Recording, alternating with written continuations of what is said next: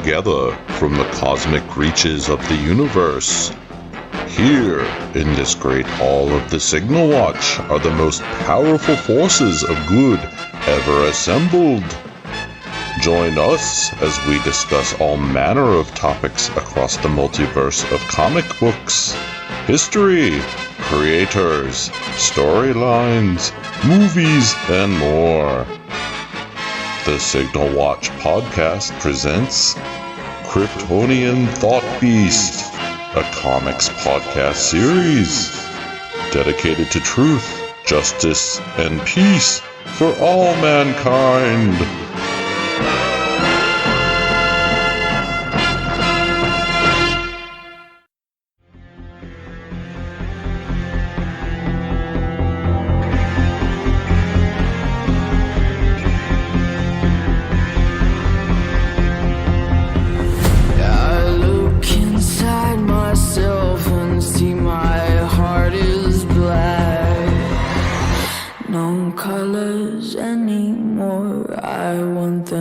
To turn back.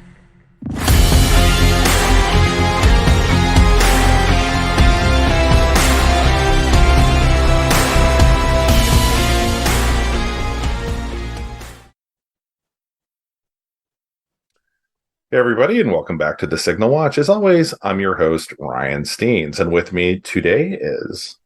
Hi, I'm Danny Horn from Superheroes Every Day. It's a comedy blog about the history of superhero movies, where I start at the beginning with Superman in 1978 and then move forward chronologically from there. So far, gotten up to Swamp Thing, and the fourth movie, Superman 3, is the one that's right in front of me.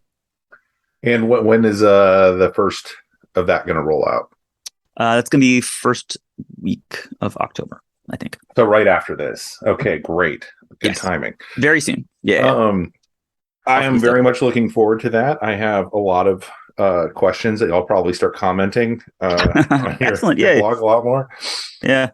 Because I know you have thoughts. I've heard some of your thoughts about Superman 3. It's a movie that you could have a lot of thoughts about. Yes. Yeah. You could really go down a lot of rabbit holes. So I look forward to doing that with you every day. Great. But today we're talking about we're in the final 2 episodes of the 8 episodes of Marvel's Inhumans.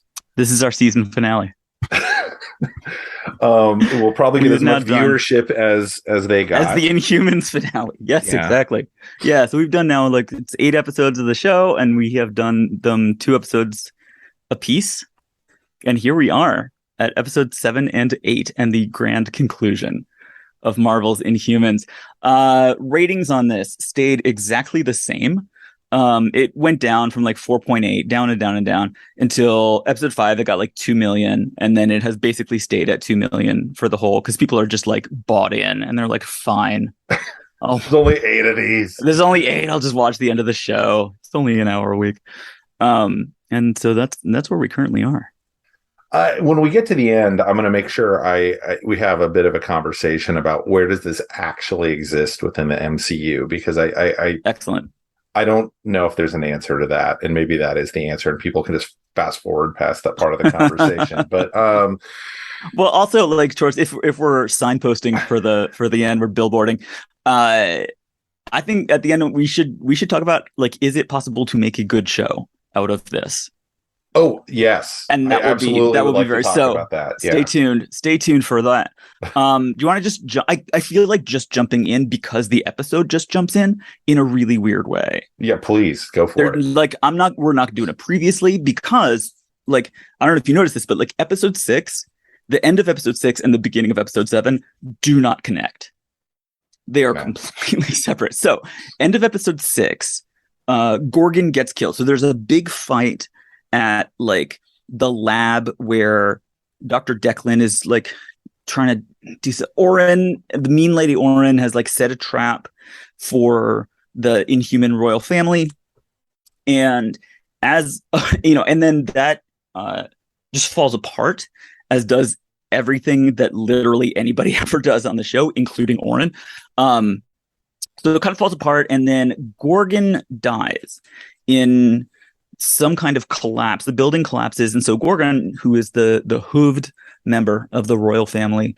He gets killed, and we're supposed to really care about that. So the end of episode 6 is like the rest of the family kind of like lays Gorgon out on the ground, and they all stand and they look at him for a while, and they look really sad, and there's some music, and then there's kind of a lengthy Maximus on the moon scene where now the king of the moon kills his friend Tybor, and then like touches a young man's face. And that's the end of episode 6. So it's kind of it's this very kind of like quiet and sad ending of episode 6. Episode 7, we are running. Like there's a chase. It's nighttime. It is the dark, and there's a chase between two huge sets of characters that for a while it's hard to tell apart. And they're still coming after us. They're not giving up. And like I thought it was me watching the top of episode 7 being like, wait, what? How are they chasing the royal? It's the royal family. This is like Oren and Declan and whoever the hell is still on their team and still alive, being chased by the royal family, who last time I saw them were just standing around. Yeah. So that's my non-previously of what's going on. Yeah, there's going to be a lot of feeling like something is left on the editing room floor for the next 2 episodes. Of a lot of things are suggested that we should know about, or there's a lot more story there. And I think this coming into episode 7 this way is right and good, because it makes as much sense as everything else trying to match up desperately as they try and stitch together their last 2 episodes. And give people character beats that are like, wait, what? Why? Or at least why now and not like 3 episodes ago? Yeah. There's going to be a bunch of that. 100%. I don't really remember how the chase resolves itself. Just nothing. It's just like, this is a very typical kind of like Oren outcome of like, they're just running around panicked through the jungle. Then all of a sudden Lockjaw like teleports the royal family like right in front of them. Yeah.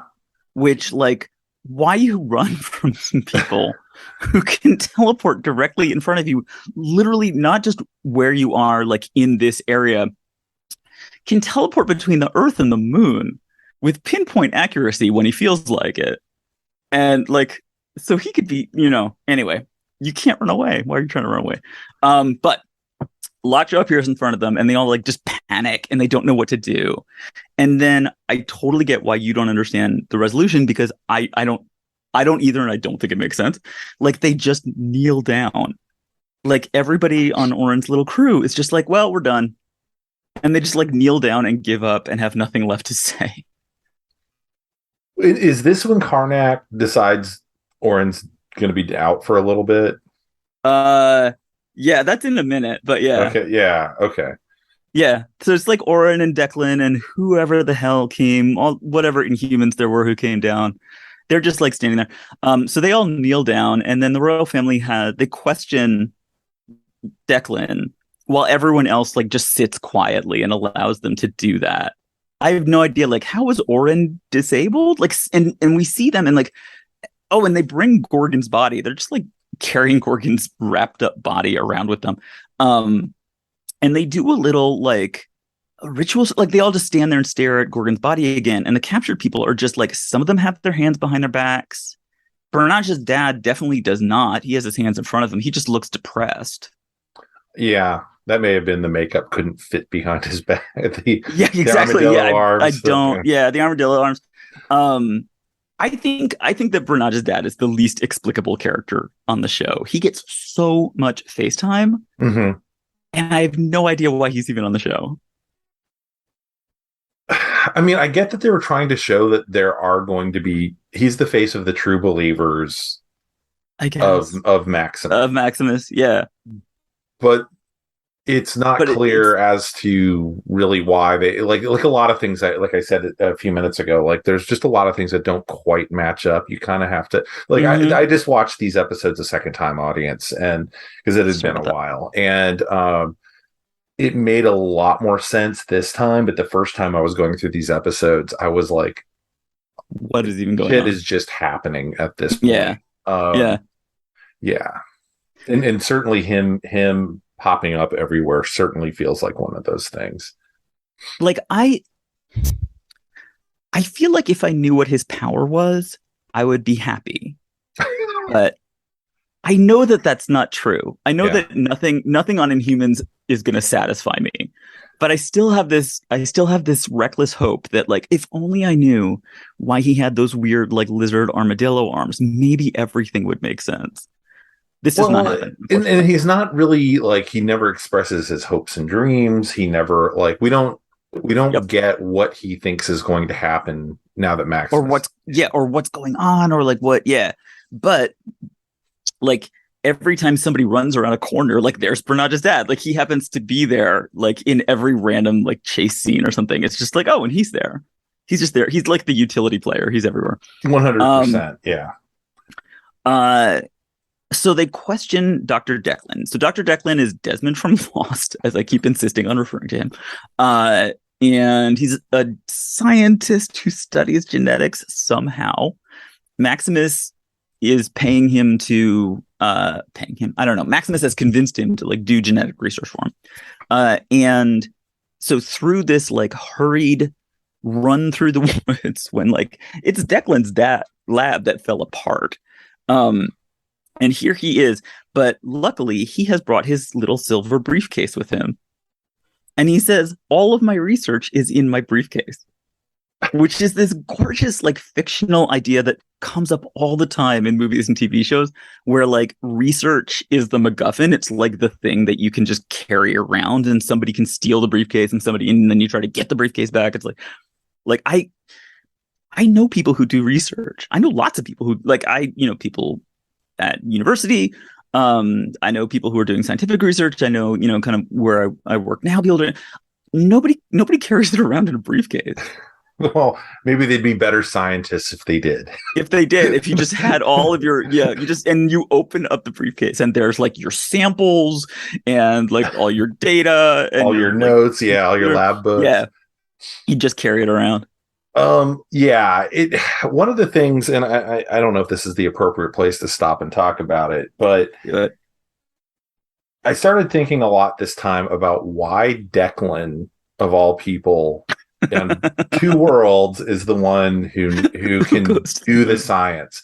Because you would think if the Terrigen is what they keep saying, it's what our whole culture is based around. Yeah. That would be the scientific locus of everything they did in the Inhumans world in Adelon. But they don't seem to know anything. Oh, but they don't know anything about it. Yeah, they keep the crystals in a hamper. Like they have to bend over to get to the crystals. I'm like, you guys didn't even build a shelf for your crystals? Like, you got to like open up a little thing, and they're like they're set out there like under little ribbons, which is very cute.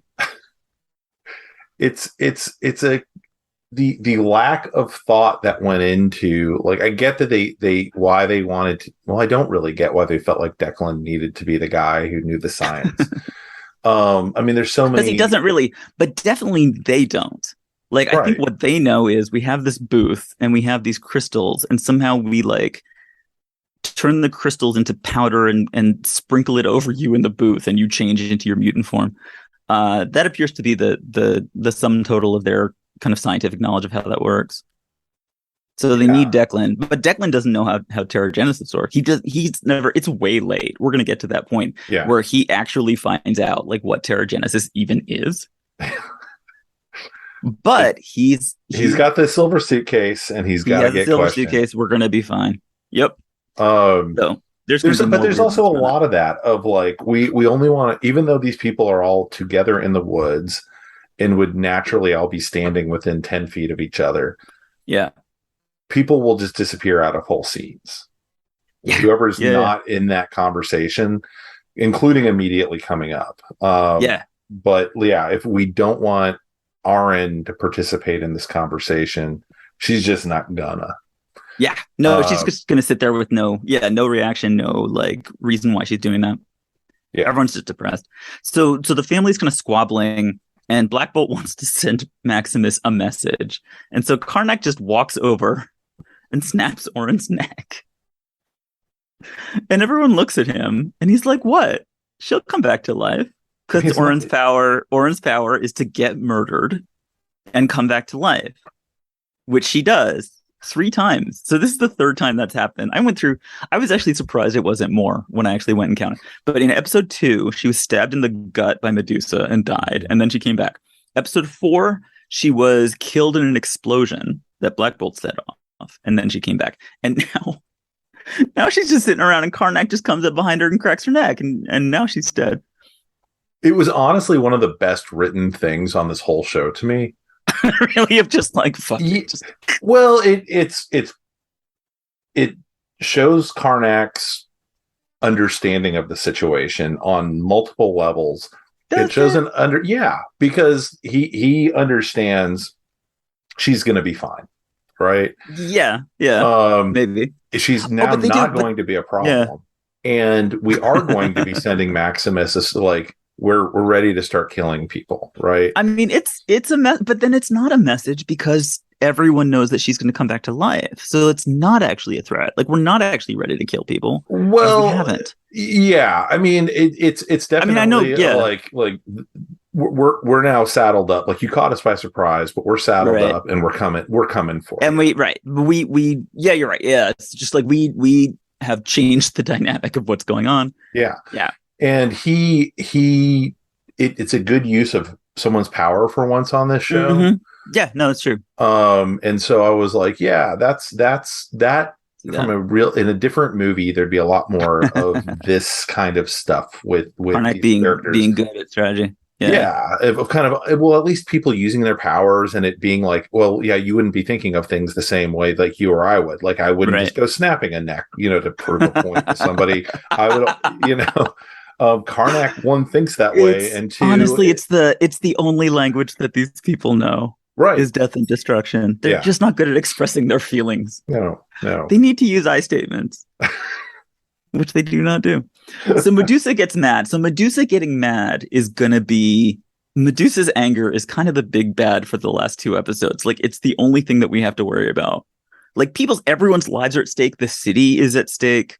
Everyone is gonna die. But really, the thing we're worried about, as far as the show is concerned, is Medusa getting mad at people.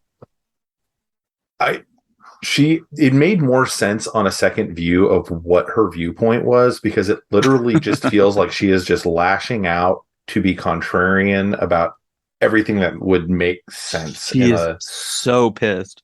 And she starts with like, I feel this family being torn apart. I'm like, girl, there's like 3 other people here. They're all agreeing. Crystal, Karnak, and your husband are on this.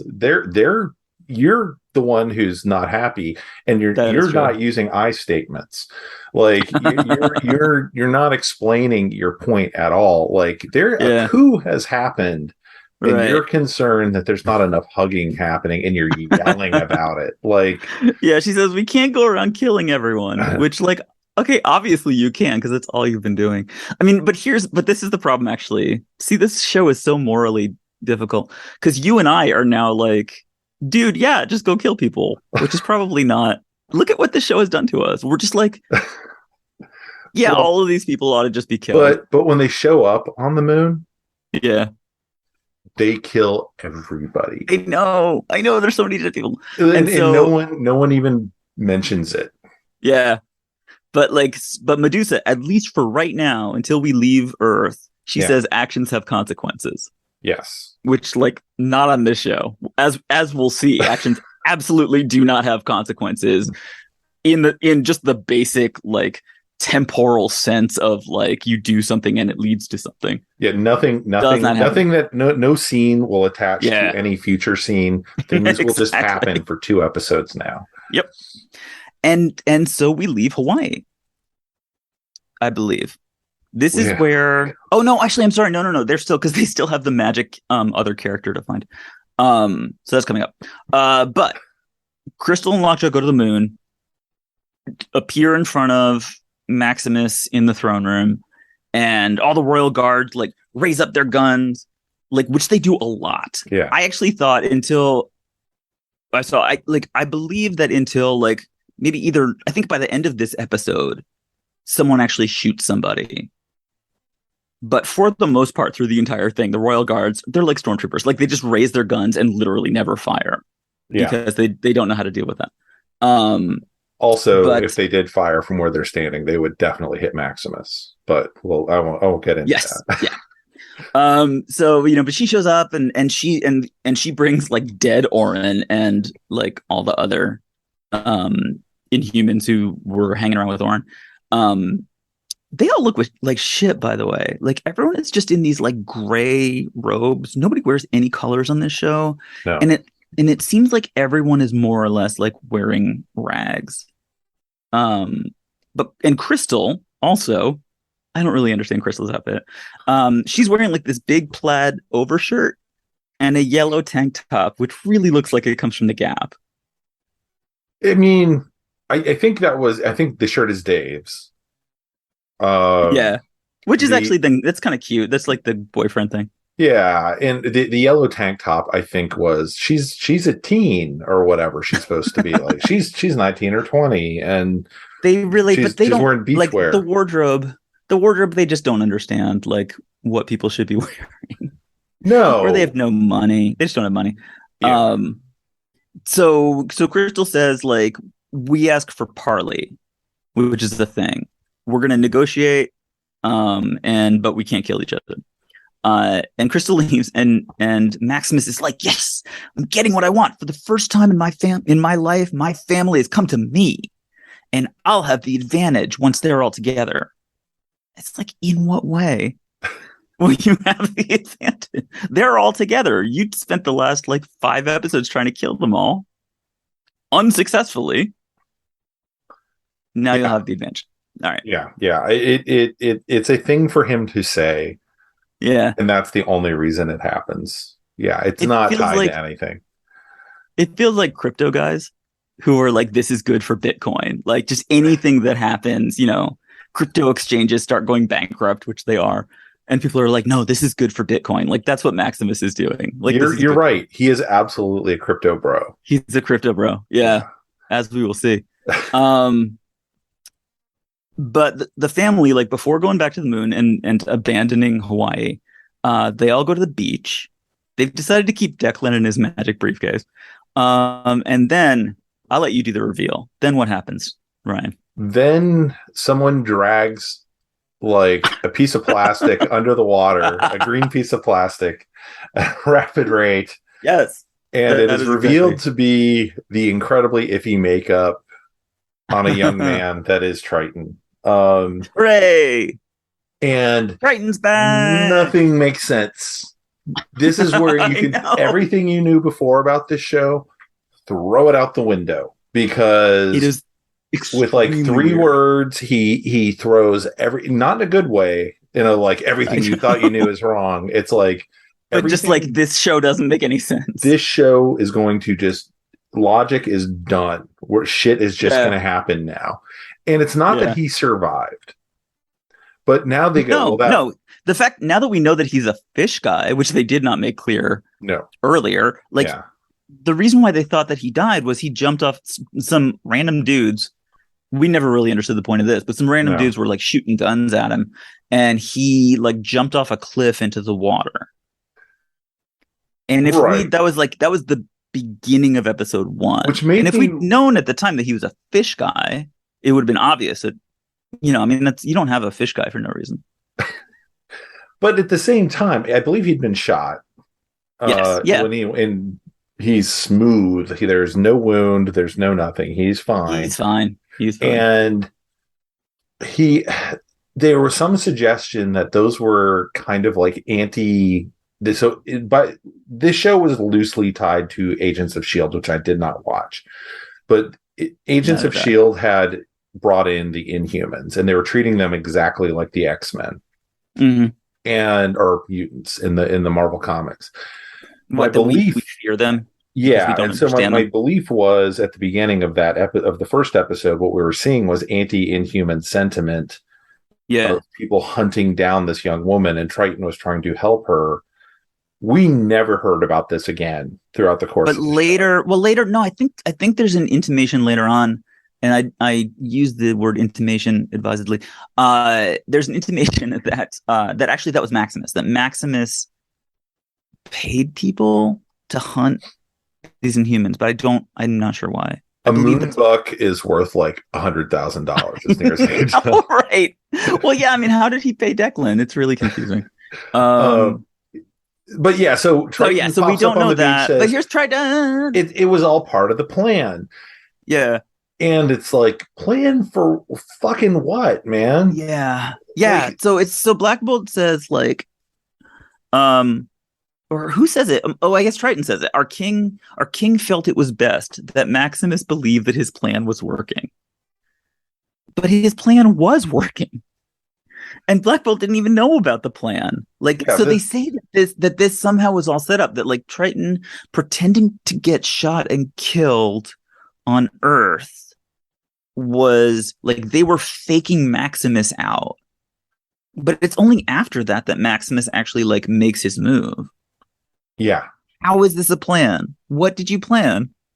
Yeah. And they send Gorgon to go look for him just like randomly. I'm like, well, he should be where X marks the spot. Like, he shouldn't go into the sea and tumble around and have to meet surf Nazis or whatever. Surfer dudes, paramilitary surfer dudes. Yeah. Like it Triton is just a problem. He's just a problem. Triton, so he's green is the thing. He's green and he has a little fin on his head, which I think is okay. But he's a terrible actor. He must have been, yeah. He's a martial artist. That was what I assumed. Was he was he's a martial artist. Yeah, and he uses that later. But he's not good. He's just like a gross monster with no facial expressions or characterization. He just like looks really super blank. They get, and really to have this be like a surprise, like, oh, hooray, Triton's back, which they're all excited. Like, they gave us nothing to like about him at the start, and they are giving us nothing to like about him now. Yeah. So this does not feel like a present for the audience the way that it appears to be for the family. It's completely confusing, and literally detracts from the rest of the show. He did not need to be in the rest of the show. He actually does. I mean, there's a couple scenes that he has later on where like his martial arts stuff is kind of interesting to look at. For a minute, if they hadn't killed Gorgon, that could have been Gorgon the whole time. So I have a delicate question. Yeah. For you, which is they've done multiracial casting. Yeah. Which I'm very happy about. I'm glad that they do that. Good for them for doing that. But they make such a big deal about these people being family, and there's a huge difference between who's family and who isn't family, right? Like these random 6 or 7 people, like they're not like the best of Adelan. At least we don't get that indication. But they make such a big deal about who's a cousin and so like the thing that's amazing is like, hooray, Triton's our cousin, but they're all like different races. Yeah. Like I don't see how they're the same family unless we say that like Asian and Black are mutant powers. My assumption is they were doing just ignoring the way actual genetics work on with.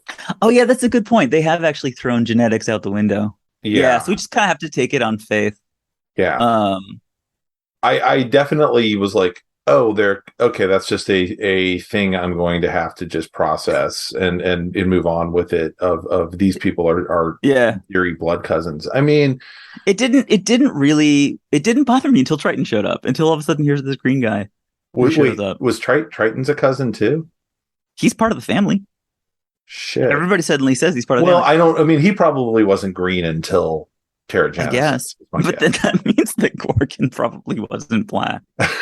And that being Black. I just think he got big boots. I kind of agree that becoming Black is an upgrade that you get, a mutant upgrade that you get. I mean, I'm not going to argue that from being at all. A dumbass white person. That's the best I can. That's the best I can. He's the only one who seems to make sense on this show sometimes, and we're constantly told he's dumb, and I'm like, is he? Well, unfortunately, and this is going to get worse, but like He's the only, literally, I believe he's the only black character on the. Oh no, actually, there's Louise's mean boss. But besides that, I think Gorgon is the only black character. I had and a they tell mental us check mark to see if that guy had been in Man of Steel. Yeah, like 20 times. was he? And I don't know. I never looked it up. I'm not going to do it now. But it is a thing. I'm going to flag this that like Gorgon is the only black character on the show, or almost only, and he's an idiot.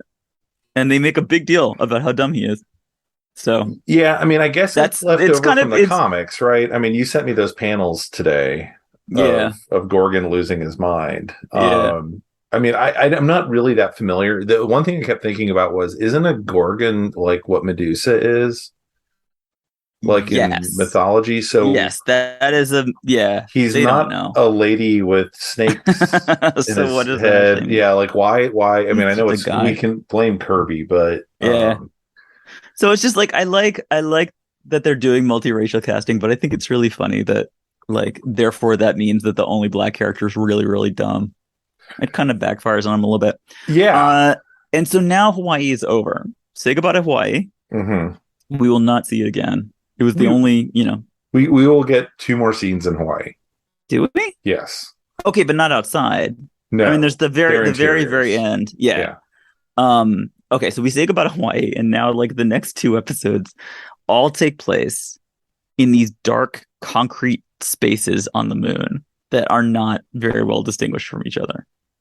It's a cinematic nightmare. It really is. I don't really know. I mean, I complained about this in the first episode and compared it to the Krypton TV show, but visually, you spend your whole time going, that's that set flipped. Like that's the back side of that set. Like, right. Where are we? Yeah. Yeah. And they clearly built like one hallway they continually use for everything. Everything. Oh, it's the catacombs now. Now it's, But there's other stuff too. There's a bunch of locations in this that are all concrete and gray and empty, but like in real different configurations and with different like lighting.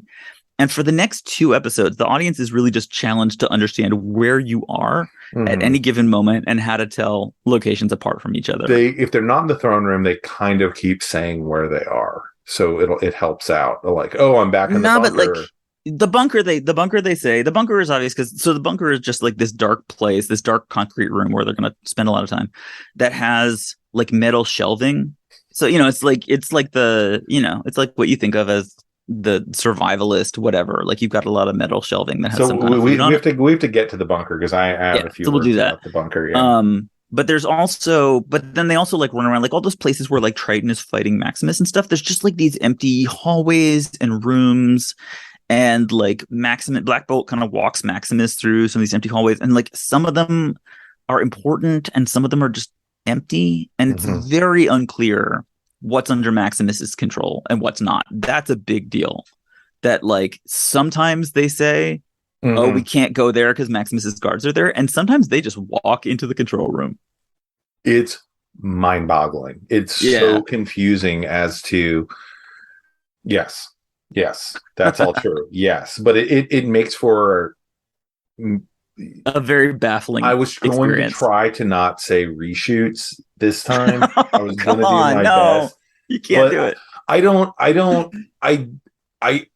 don't know how they ended up with this mishmash of things simultaneously all being true on the show.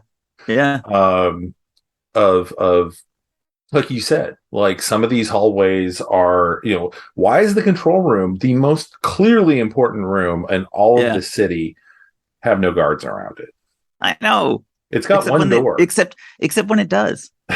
Sometimes it does and sometimes it doesn't. Yeah. And it really depends on what the scene is. Yeah. So now we're in the bunker. Medusa is furious. Medusa, as usual, does not know that they even have a bunker. This was like Black Bolt's secret plan. Now, there is no way Black Bolt did not take his wife down there for hanky-panky time. I'm just saying that now. Well, and she's the only one that can talk to him. Right. So this is a problem that we haven't really dealt with, but like Black Bolt has a kind of sign language that apparently only Medusa knows. Except we find out that like there's one more character who also knows it, but they didn't know. So how does Black Bolt make a secret plan with people? Like, how did he make a secret plan with Karnak and Triton? Sticky notes and a pen. Like, that's literally the only thing I could think is, well, he probably wrote it down of like, here's what you got to go do. You know what I just realized? There is no evidence on the show that the Inhumans have a written language at all. It really bothered me. I'll be honest. Like, they had all that like weird, the kind of these non-Kirby, they have like the scrawly kind of like starbursty stuff that's like on the throne, and maybe that was supposed to be the written language. The language, but it doesn't look like any kind of language. Yeah. If it was, they should have said. Like, as it says I don't know here on the wall. Like, if he wrote something down, I don't know how that happens. So you said you have bunker thoughts.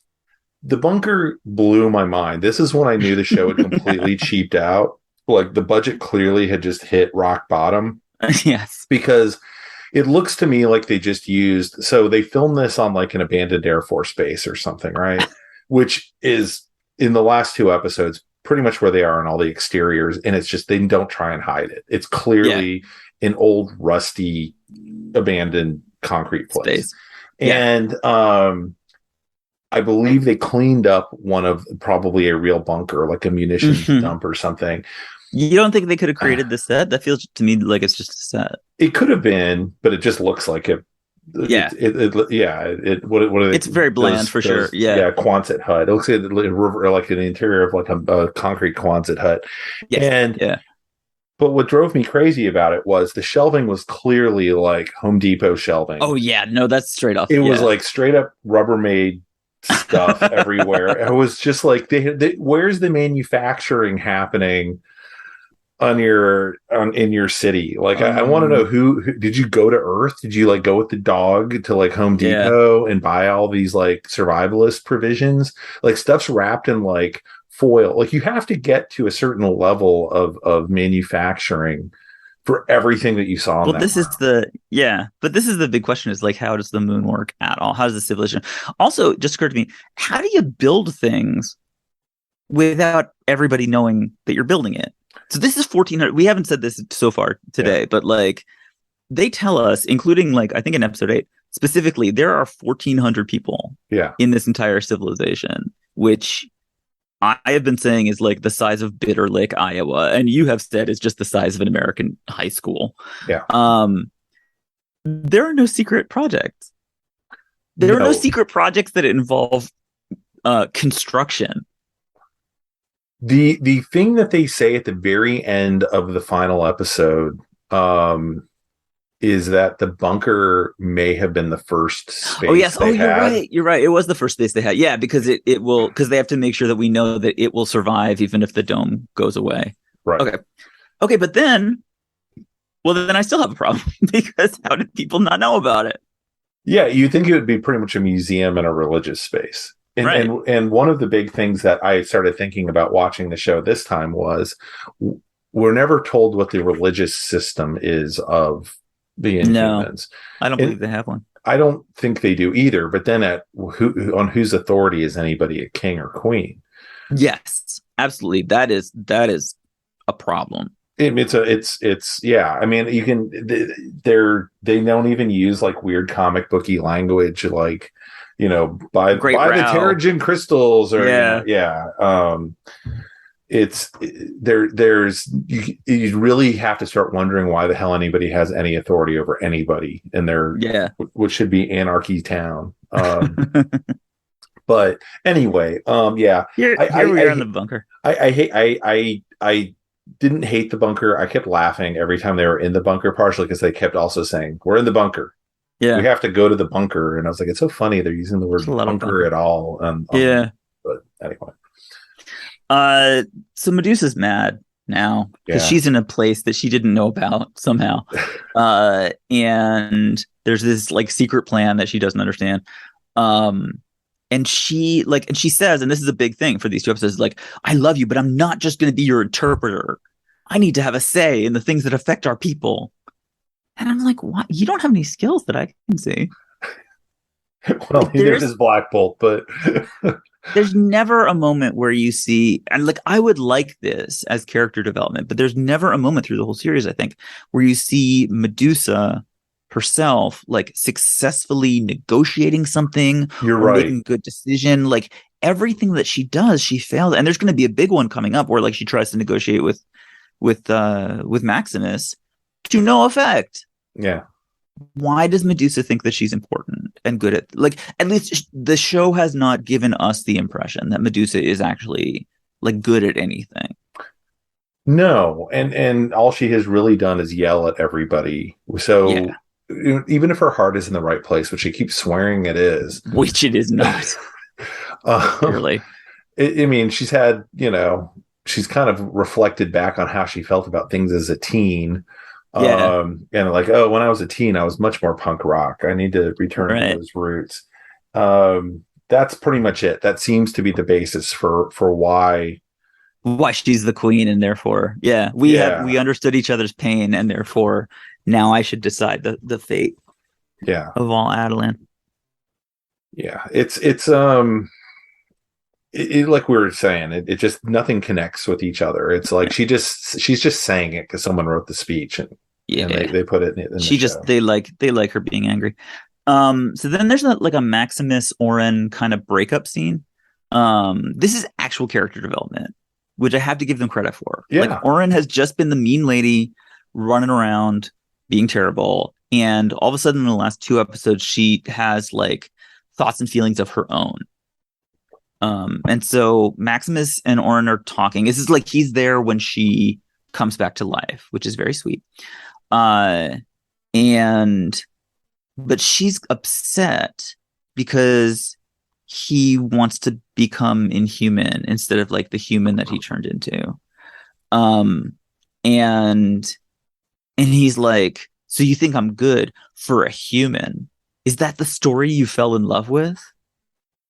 Which is like Oren and Maximus were in love. That's news. That's new information. It's late entry for that information. Yeah. Yeah. Nor do they ever act like it in any way, shape, or form. Yeah, either then or later. Yeah, absolutely. But the whole scene is there just so that like Oren can get a look at Maximus up close and just be like, I think it's possible you're crazy. So I'm just gonna, I'm going to take my leave of you now. Yeah. Which you gotta give him credit for actually a character like making a decision and changing her response to things. The thing that I forgot to mention last episode was after he kills Tybor, he says something along the lines of, "You think I'm a human, a stupid human," which is more or less exactly a line from Plan 9 from Outer Space. Right. You're all stupid. It's just like someone did that on purpose. Like, that's I forgot possible to mention it last time. That is possible. And so, but I remembered this time when he was, I mean, this speech was much, much, much better. Yeah. No, but there are definitely some Plan 9 vibes in here. Yeah. I can't say. Yeah, now that you mention it, I hadn't thought of it, but now that you mention it, I can't say that there's not.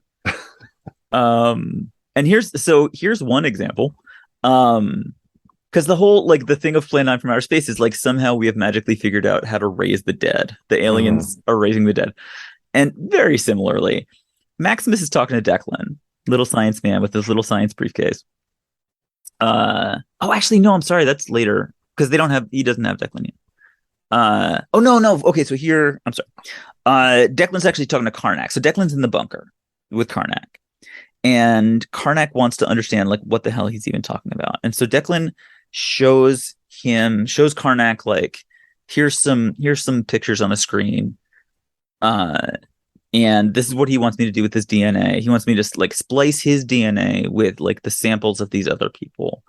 And then there's some process that would create some kind of transformation. And Karnak says it's called pterogenesis. And Declan says, okay. And that is it. There are no further questions. It's so weird that like this comes up again where like he doesn't know what Terrigenesis is, and no one tells him. But this is the moment where Declan says, like, is that why I'm here? Because I don't have anything to contribute to a war.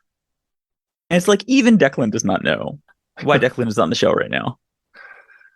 Yeah. It again, going back to their whole culture is based around their genetics and mucking about with them with magic crystals. And so you're like, well, you in a scene coming up, Maximus will say, "Oh no, we got gene splicing all worked out, my man." Like that's the part we hadn't figured out. It's the Terrigenesis part that we haven't figured out. I'm like, beg pardon? Yeah. Like that's the one thing you absolutely should have figured out. I don't anyway. You know what? I think we're going straight there because I'm looking at my notes, and my notes are just like, there's the parley. Where like Black Bolt and Medusa try to like intimidate Maximus and it doesn't work. And really the only thing that happens is that Declan gets like passed off from the family to Maximus. Mad at the world. At the world, but she specifically says to Black Bolt, like, you're willing to trade lives now? And it's like, this dude is 100 times safer now going to go be with Maximus than he is hanging out with y'all. He just shouldn't be here at all. You're like, why did you bring him to the moon? He was fine on Earth. That is true, especially if you didn't want him. Oh my God, I can't believe it didn't occur to me. If you didn't want him to help Maximus doing whatever the crazy thing is that Maximus wants to do, why didn't you just leave him on Earth? Tell him to run away. There's no more soldiers to go after him. No. Yeah, he could just, Why don't they all just hang out in Hawaii? This has come up before. Why don't they all just go and hang out in Hawaii? So then Maximus is talking to Declan. I wrote this one down too. Declan says, like, I don't know what Terrigenesis is. And Maximus says, Terrigenesis is what binds us together and defines us as Inhumans. It unites us across generations and class, ties us to our heritage and history. And it's like, okay, but I still don't know what it is. Like this is the scientist that you're trying to like have do a thing that is related to Terrigenesis, and you refuse to explain it in any kind of scientific terms. Yeah. And then things start falling apart. Immediately. Things like all of a sudden there's like a little earthquake or a moonquake. Which there is no explanation for as near as I can tell. They say someone broke into the control room, but that happens within 5 seconds of the earthquake happening and security running in. So I'm like, well, they already had to have known that someone broke into the control room. Otherwise, they'd have to stop and go, I have my finger to my ear, audience. Yeah. Like, oh, someone broke into the control room. Okay, let me tell the king. Yeah. Like, that does not happen on screen. They come with the information that someone broke into the control room. And then something happens that creates an earthquake type situation. Well, also they say, very mysteriously, like there are problems with the water and the power. And so like Oren tells Maximus, like, basically everything's falling apart. Yeah. And Maximus says, like, well, send the maintenance people. And Oren says, well, you conscripted the maintenance people into the Royal Guard. Yeah. So that's actually kind of funny. But there's going to be a number of things that cause this civilization to fail simultaneously. And so that's one of them, but that is not the only one. So are the earthquakes then a result of the fact that there's no maintenance dudes running around? Possibly. Maybe. Because I was like, are we to understand that our heroes are now causing terrorist attacks on their own city? Yeah, I don't think that they are. I think it's just falling apart on its own. Okay. I feel better about that from a writing standpoint, but I don't feel like that was clear in 2 viewings, which I think is saying. No, but there's the maintenance problems. Mm-hmm. And there is Maximus specifically sabotaging the dome. And it is not clear from 1 minute to the next, like which one of those things is causing whatever problems are happening, or possibly even like a third option that they have not explained to us. There's a flashback at this point where Black Bolt and Medusa are talking to each other. This flashback is terrible. I want people to watch this flashback. It's so arty. It's really arty. We're like explaining the connection between Black Bolt and Medusa. And Medusa's telling Black Bolt, like, after you killed your parents, which he did, that's going to come up. Like Medusa came to see him in the quiet room, which is that spherical room. Now we know it's called the quiet room. And she says, like, after what happened to my parents, I thought it was wonderful that you were suffering. I don't know who let her in. But then, like she said, but then she says, like, but I realized that we are the same people. We were both caught up in something that we couldn't control, and it hurt us deeply. And that pain allowed us to be friends. But what you see is girl child actor walks into the room, smiles, sits down next to boy child actor who also smiles. And they look at each other and they clearly are like instantly hitting it off. And then they just smile. And it's like, what part of this is the two of you understanding each other's pain?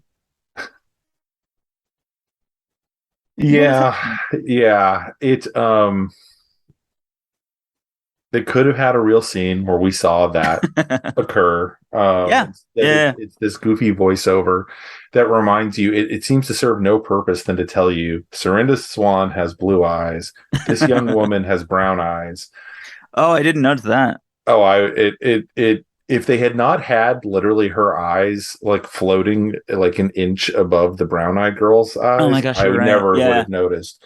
Yeah. But they decided to do this, like, and I'm like, someone get this girl some blue contacts. Like, come on, or hire a blue. I think much more importantly, someone tell the terrible child actors what emotion they're supposed to be displaying right now. That's the thing that bothers me, is that she's doing this big speech about like how she was feeling and how they were suffering, and this is the thing that brought them together, and they're just like grinning at each other. Yeah, it's the worst of not.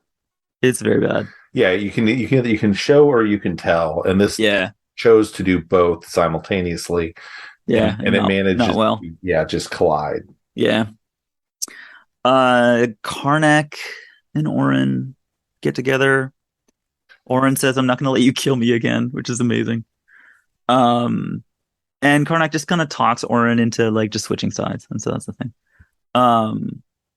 Let's talk about the Crystal and Dave. Let's talk about Crystal talking to Medusa about Dave for the final time in these episodes. Yeah. Which makes me so angry. Yeah. So Crystal's being sad in like a clamshell chair of some sort. Somewhere. Yeah. I think they're in the bunker.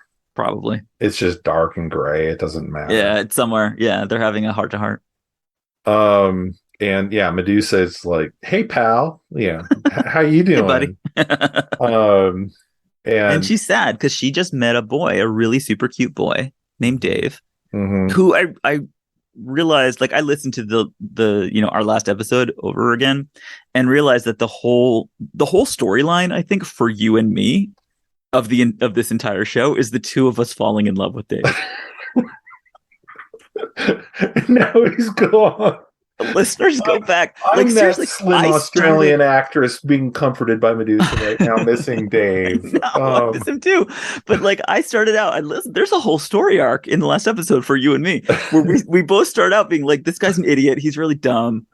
He's pretty but dumb. And then over the course of the episode, we're both like, he's so great. He's so nice. He's the smartest character. Look how sexy he is. Like, we just both like completely fall head over heels for Dave, which is, I believe, like it's the one thing that this show does correctly, is actually gets us to like this dumb surfer boy.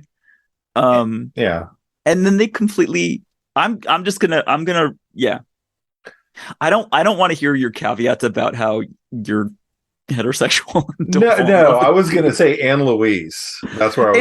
Anne Louise as well. Yeah, no, yeah. And that's gonna come up, but like as well, because you're right. I fell in love with Louise, so we are both going outside our corridor on who we fall in love with.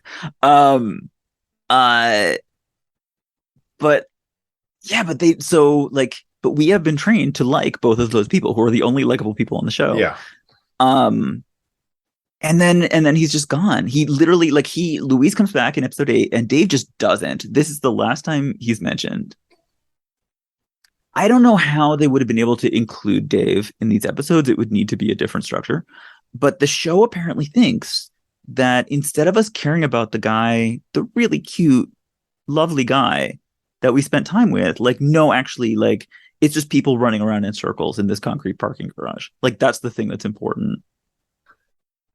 I think from this point in the show to the end, I think running around in circles in a concrete parking garage is the perfect description of it. Like, yeah, I like to, in other episodes, you'll hear me use the term narrative economy. And this show is the opposite of narrative economy. Nothing is accomplished.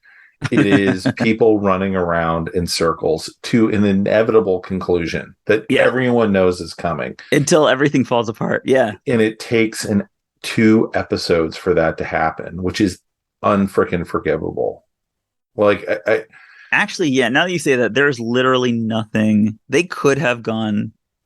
They could have accomplished like the entire show in about an episode. Yes. But yeah, no, you're right. Like these 2 episodes, there's a lot of confrontation. There's a lot of like, handing over Declan and going back and forth, trying to do shit.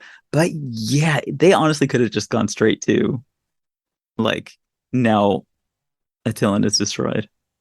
They could have been setting it up throughout of like the maintenance workers have been conscripted. Oh, there's a little tremor. We'll deal with it. Like, set something in advance of any of that.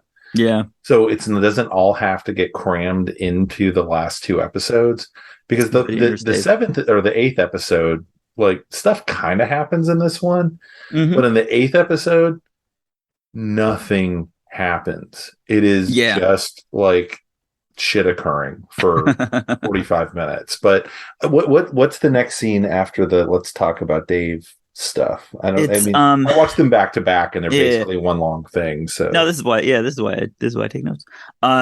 Gorgon's pterogenesis. Like Karnak and Oren. This is awful. Karnak and Oren put Gorgon's dead. They somehow like Weekend at Bernie's him over to the like inside the 280 pounds of man. They just the pterogenesis machine. Yeah, well, he's like standing up in the pterogenesis machine somehow. They put him in the chamber, and Karnak has like taken a blood sample from Oren because she can regenerate. Like she comes back to life, and so like the reason why they need to be together is he says, I wrote this one, your regeneration powers will adhere through the transfer process using nanogen technology. It's basically he's using the stuff that they were going to use on Maximus to do this, right? But that's supposed to be like this, as far as I can tell.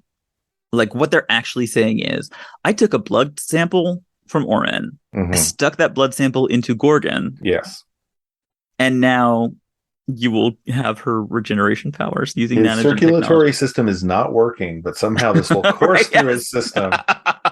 Injecting something into a dead body is kind of that's a whole other thing. But they're using nanogen technology, I believe, is how they do it. So they do that. It doesn't really work. And actually, like Declan and Maximus right after that are doing more genetics talk, and Declan says to Maximus, we've already inserted the DNA in you, and we're sure about the translational efficiency. So now we're just onto the final phase. Yeah, got to put you in the telephone booth. Yeah, again. So Karnak and Oren, like, they run Gorgon through the pterogenesis process. As far as they can tell, nothing happens. And then they just run away. They literally say, fight or flee. And she says, flee. Yeah. And not together. Yeah. You're right. That is so funny. I actually didn't really think about that. But yeah, like, somebody's coming and Oren saying, fight or flee, is probably like, that's what the show really is. Yeah.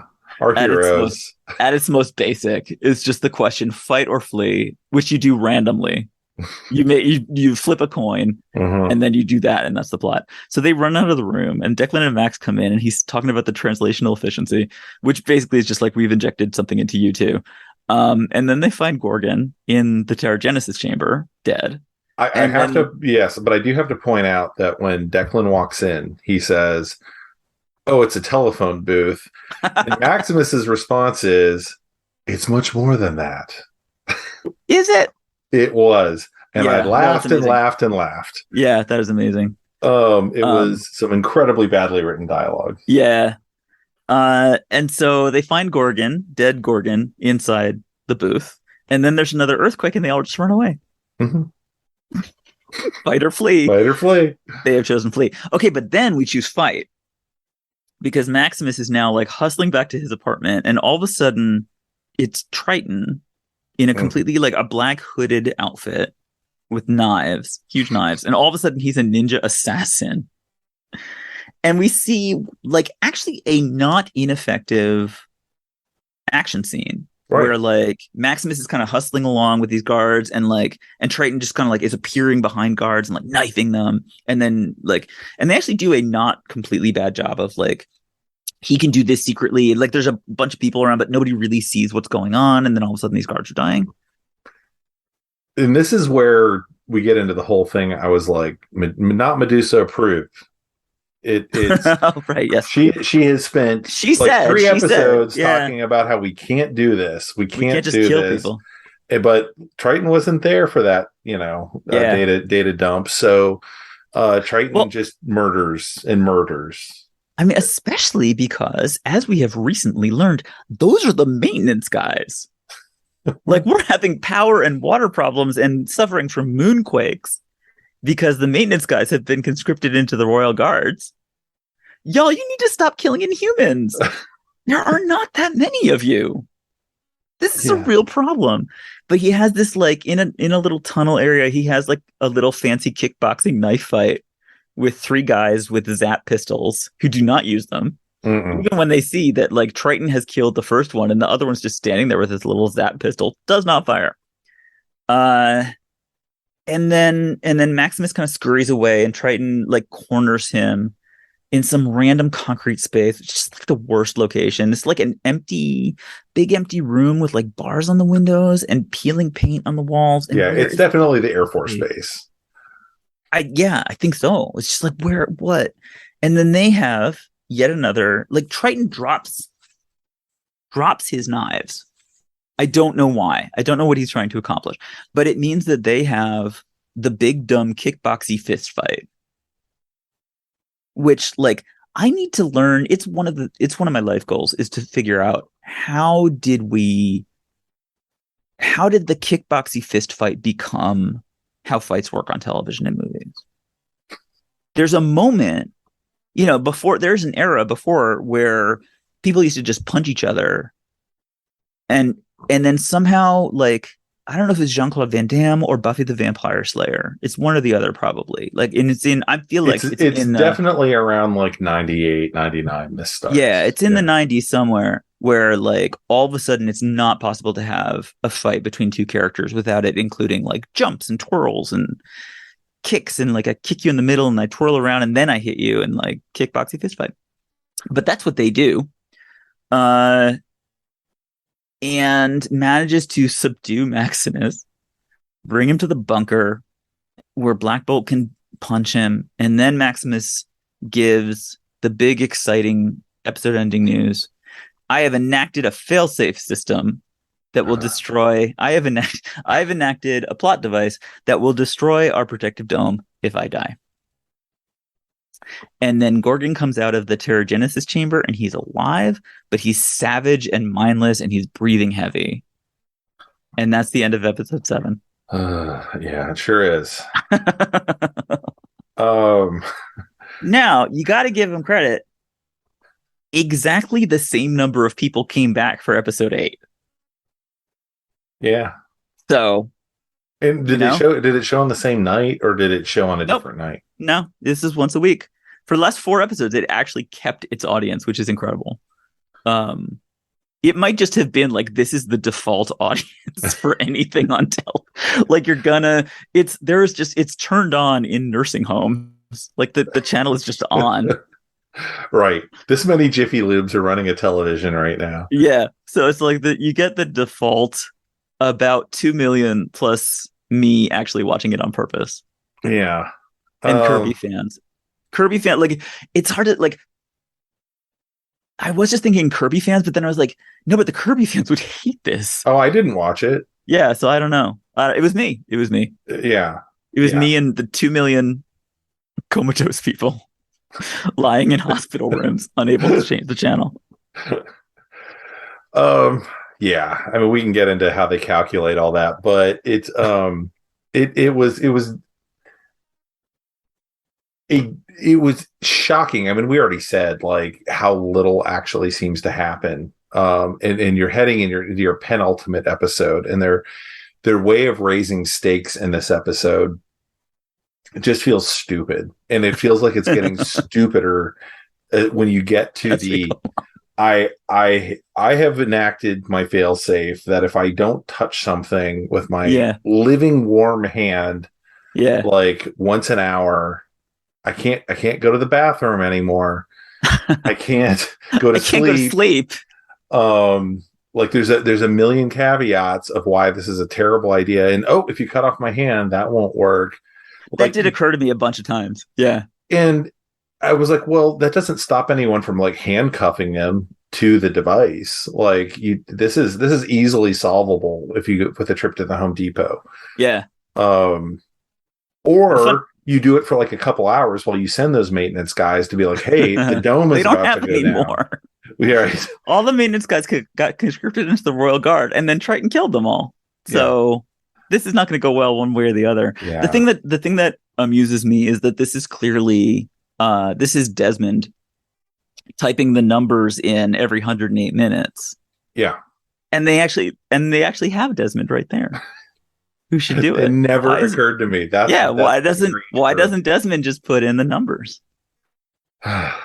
And Desmond seems stressed about it. He's delighting in it's been half an hour, so you better take me. It's been half an hour. We gotta go. Yeah. Yeah. All right. So that's the end of episode. I would say the only people who are happy at this point, episode 8 is going to be just ruin and destruction. The only people who are really happy right now, I believe, is the drug cartel. Oh, because everyone's gone. Yeah, just like it's if they knew, if only all of those dead drug cartel guys knew that the people who destroyed their farm and killed their pot farm and killed them, that this nonsense was happening to them. At least they are satisfied with what's going on. And maybe the lady who watched a suit walk out of her store. Oh, that lady's thrilled. Yeah. That security guard. Yeah, exactly. Yeah. That security guard. His marriage is on the rocks, and that's what he deserves. This is exactly what they were dreaming of for the last 7 episodes. I hope his palace falls down on his head. Yeah. Yes. All right, and that will happen in episode 8, coming up next.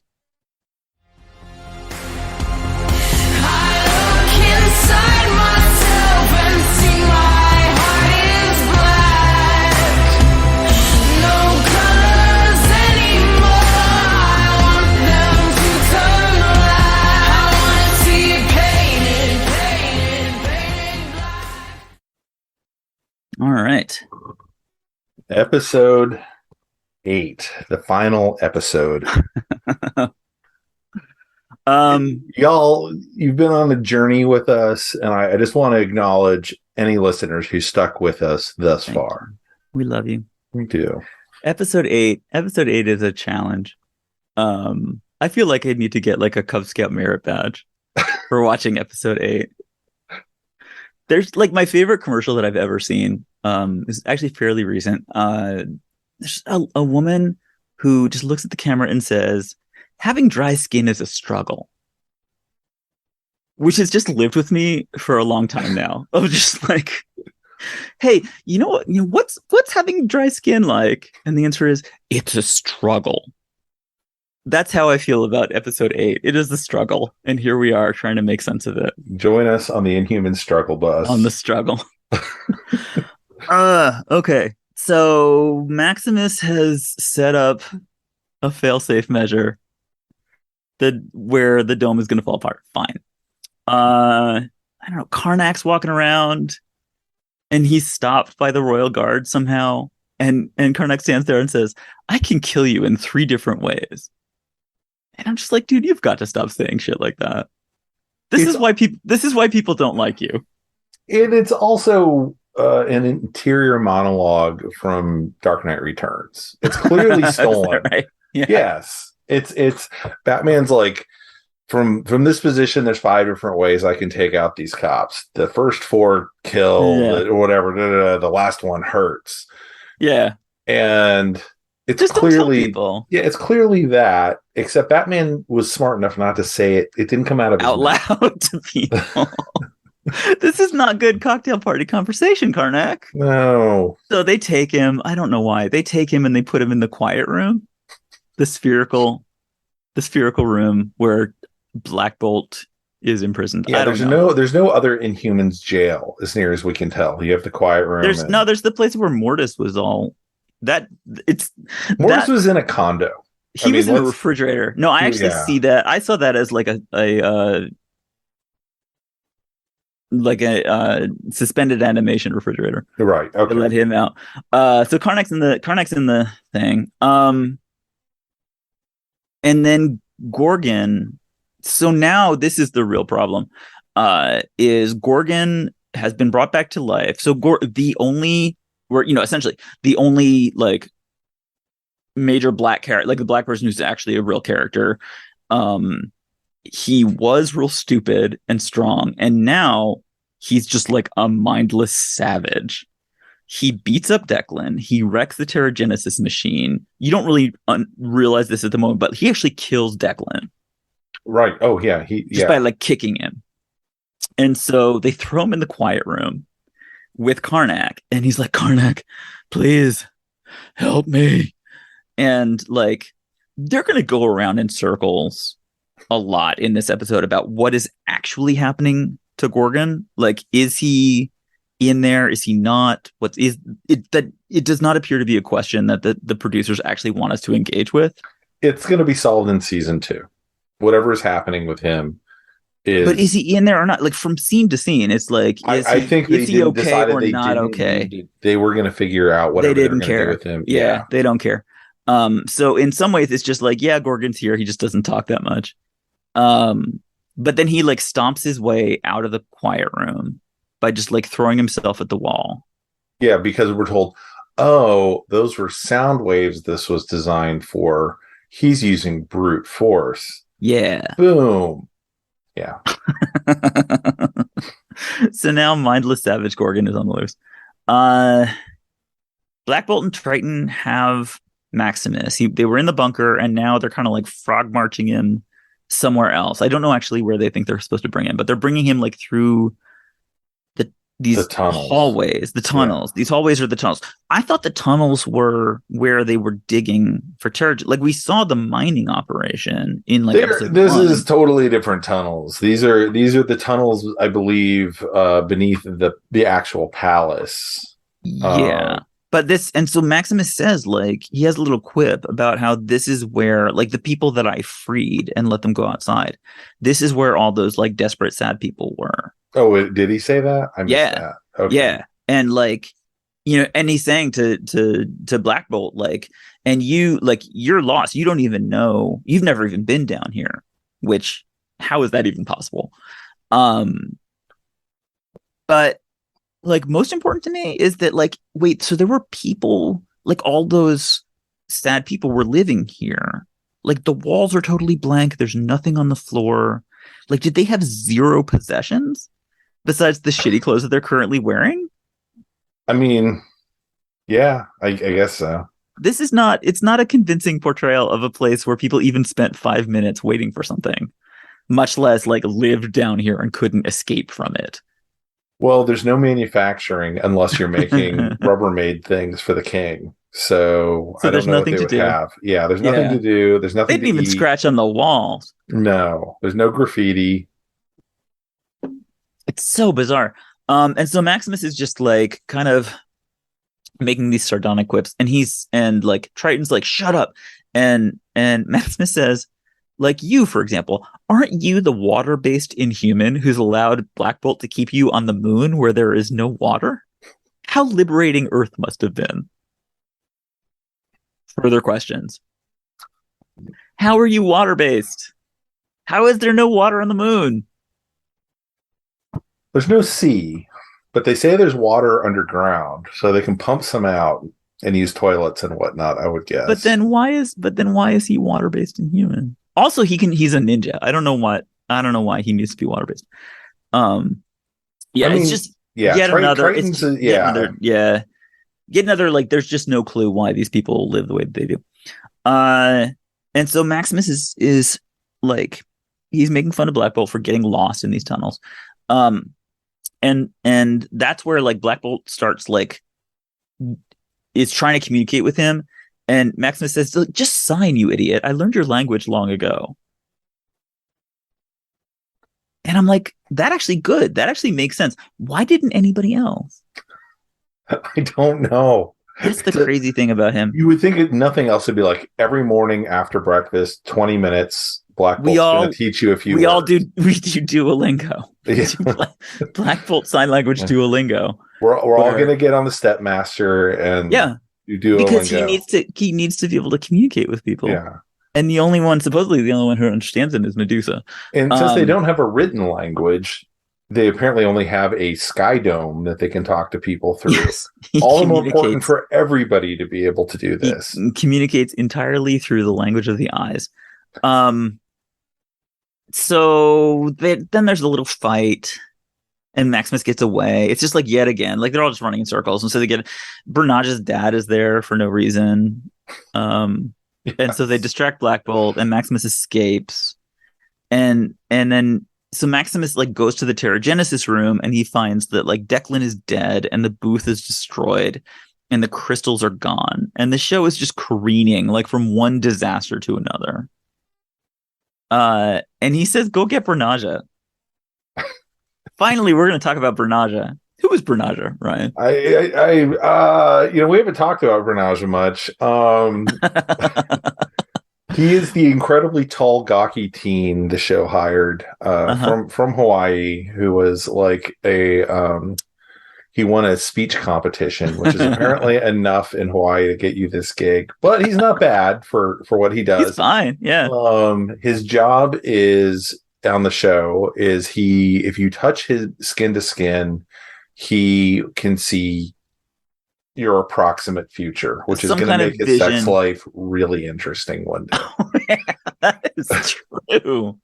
Yeah, that hadn't occurred to me. He has no way of turning that off. No, so he's going to be like, "Oh, she's going to be sad and crying later." Or he's going to be sad and crying later. I'm not going to satisfy her. You will know that. 100%. I saw you. Yeah, I saw you not climaxing. And now you and I, let's pause for Ryan and I to just spend a little while imagining Bernage's future sex life. Anyway, we get so hung up on this. So like Bernage comes and Maximus is like, tell me where the Terrigenesis crystals are. And Bernage's like, that's not how my gift works. And he's like, I don't care, tell me. He says, I'll tell you what I see. So Maximus touches Bernage the way that you do. And he has a little seizure. And then he comes out of it and he says, I saw you as the undisputed king of Adelan. And Maximus says, like, how about Black Bolt? And he says, he was gone. Now, the unfortunate thing is, like, it's not a bad little ironic plot point if you'd done it episodes ago. Yeah. Doing that right now, like, they're already talking about evacuation. Yeah. So it's obvious, like, as soon as you introduce like a fortune-telling child, you know it's going to be ironic. So, like, when he says here, I saw you as the undisputed king of Adelan and Black Bolt is gone, it's like, yeah, because Black Bolt's going to evacuate and Maximus is going to be the only person left. Yeah, it is a definite, we've all seen this. You're counting on the fact this is the first thing somebody ever watched. Right, yes. If you haven't experienced stories before of any kind. If you're new to comic book adaptation, science fiction or fantasy, I would say this blow your mind. This goes all the way back to Greek drama. This is like Oedipus making prophecies, and that's 100% true. And Macbeth and all that stuff. This is a very old piece of theater. If you have never seen Oedipus, several thousand years without watching any other like dramatic story, you might be surprised by this. So it's just like, why didn't you just do this episodes ago? I don't know, but I don't even really want them to. It's just so obvious. Anyway, all right. So that makes me that apparently makes me angry. Medusa and Louise. Hooray! The only good scenes on the show. Mm-hmm. So Louise is back. Louise, as you probably don't recall, is the very nice rocket scientist, I guess, something. Who is the only like funny and likable character besides Dave on the entire show. Medusa in the early episodes of the show, like basically forced Louise to break law after law after law, including, I believe, a couple of stolen cars at least. Yes. And running away from the police and shooting at the police in their stolen car. She's fine. She's fine. She goes back to work. Get cleared up in court. Yeah, she's not going to court. It's Nope. She appears to be exactly fine. So she's in her little apartment, which is actually pretty cute. And Medusa shows up she gets like dropped off by Lockjaw. But Louise goes and hugs her and is so excited. And she's like, I didn't think I would ever see you again. And she looks like Medusa has a little box and she's like, are you moving in? And Medusa says, well, not exactly. It's so cute. I'm going to do another line. She's like, you're here to ask for another favor, aren't you? Because you're not exactly the type to just stop by, though I wish you were. Am I right? And they're so cute together. I mean, they tried to have the wacky gal pal thing with the goofy hats. I mean, we tried to set all that up with them. Yeah. And it worked. No, they're it's a nice, the whole scene is kind of nice. It does put a little bow on it that Dave never quite gets. Yeah.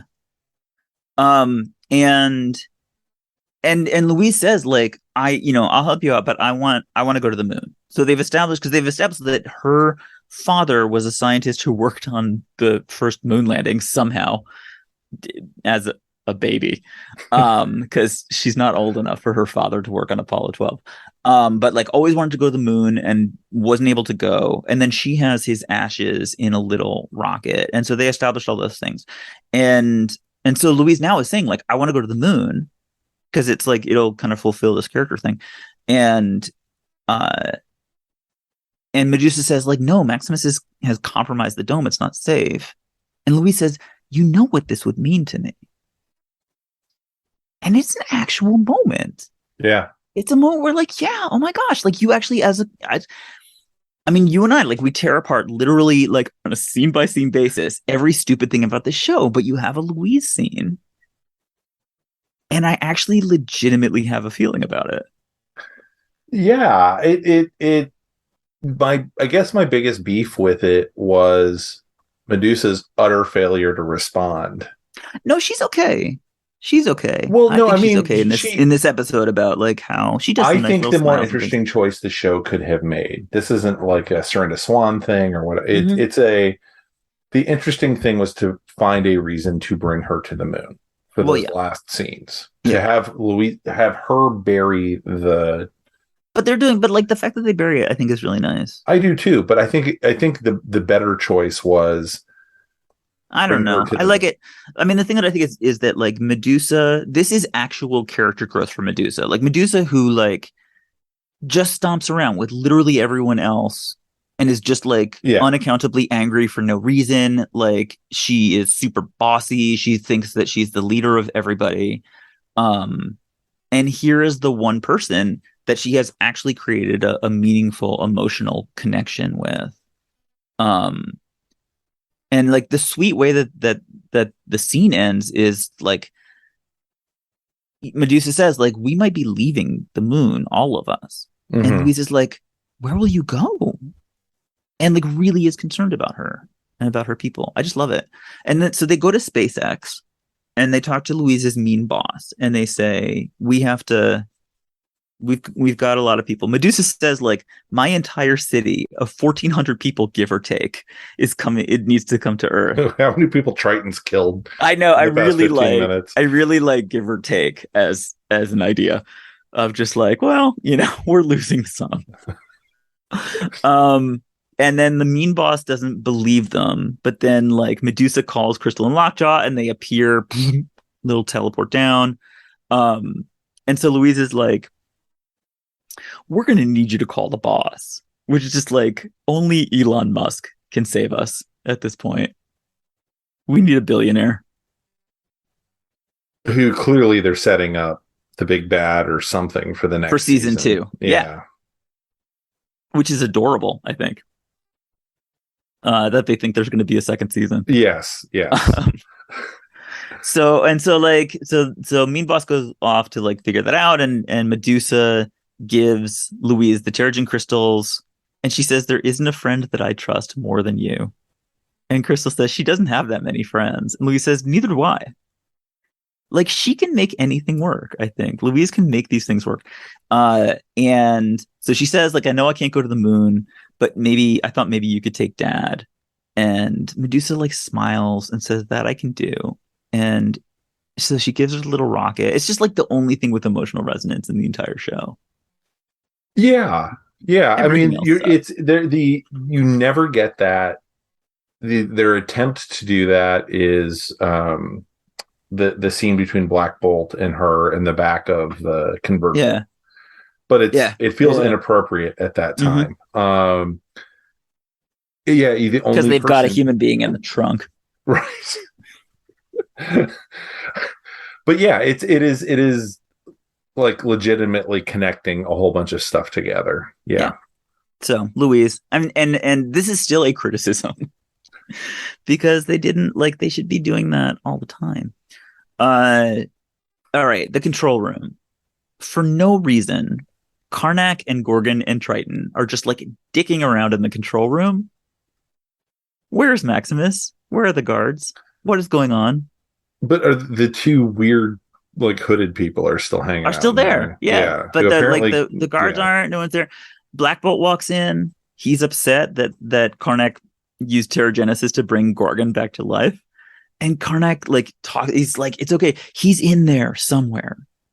Like, but sometimes Gorgon can talk. Like, he's basically fine. And they just can't keep track of what they're doing. Medusa decides that she's going to talk to Maximus. And they're like, but he has guards everywhere. Like, does he actually? Because here we are in the control room.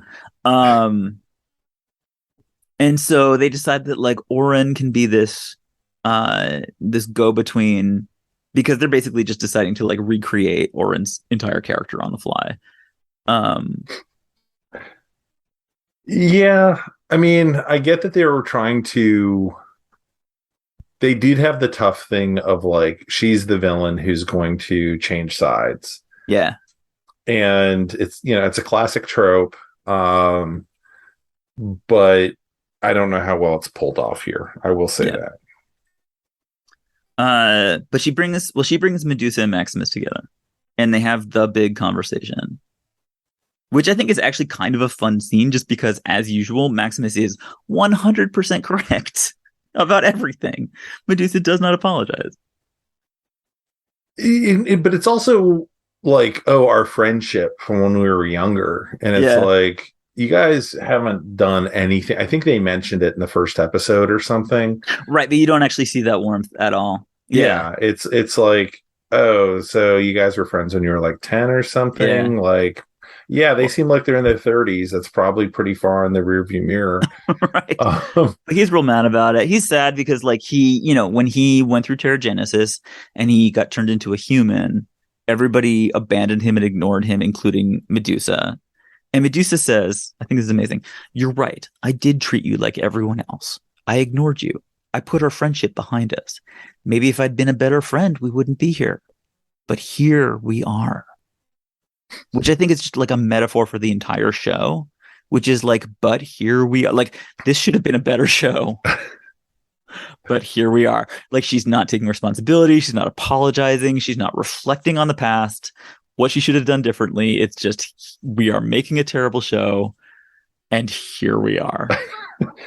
And within the context of the show, we've all been horrible, horrible people who deserve to have our kingdom tumble down around our ears. Yes. Yep, absolutely. But here we are. But here we are. That they have a big scene about, it may have been in the prior episode, it may have been at the beginning of this episode, I'm not sure where it falls, is also Maximus uses the dome cam Mhm. Like he's in a baseball stadium or something. Yeah, yeah. And he's like, you must find the king and the royal family, who everybody should, it'd be like, Mm-hmm. Oh, find the right. Yeah, quarterback of yeah. the He football says team. like, yeah, everyone that I'm talking to is the hero that will save Adelan.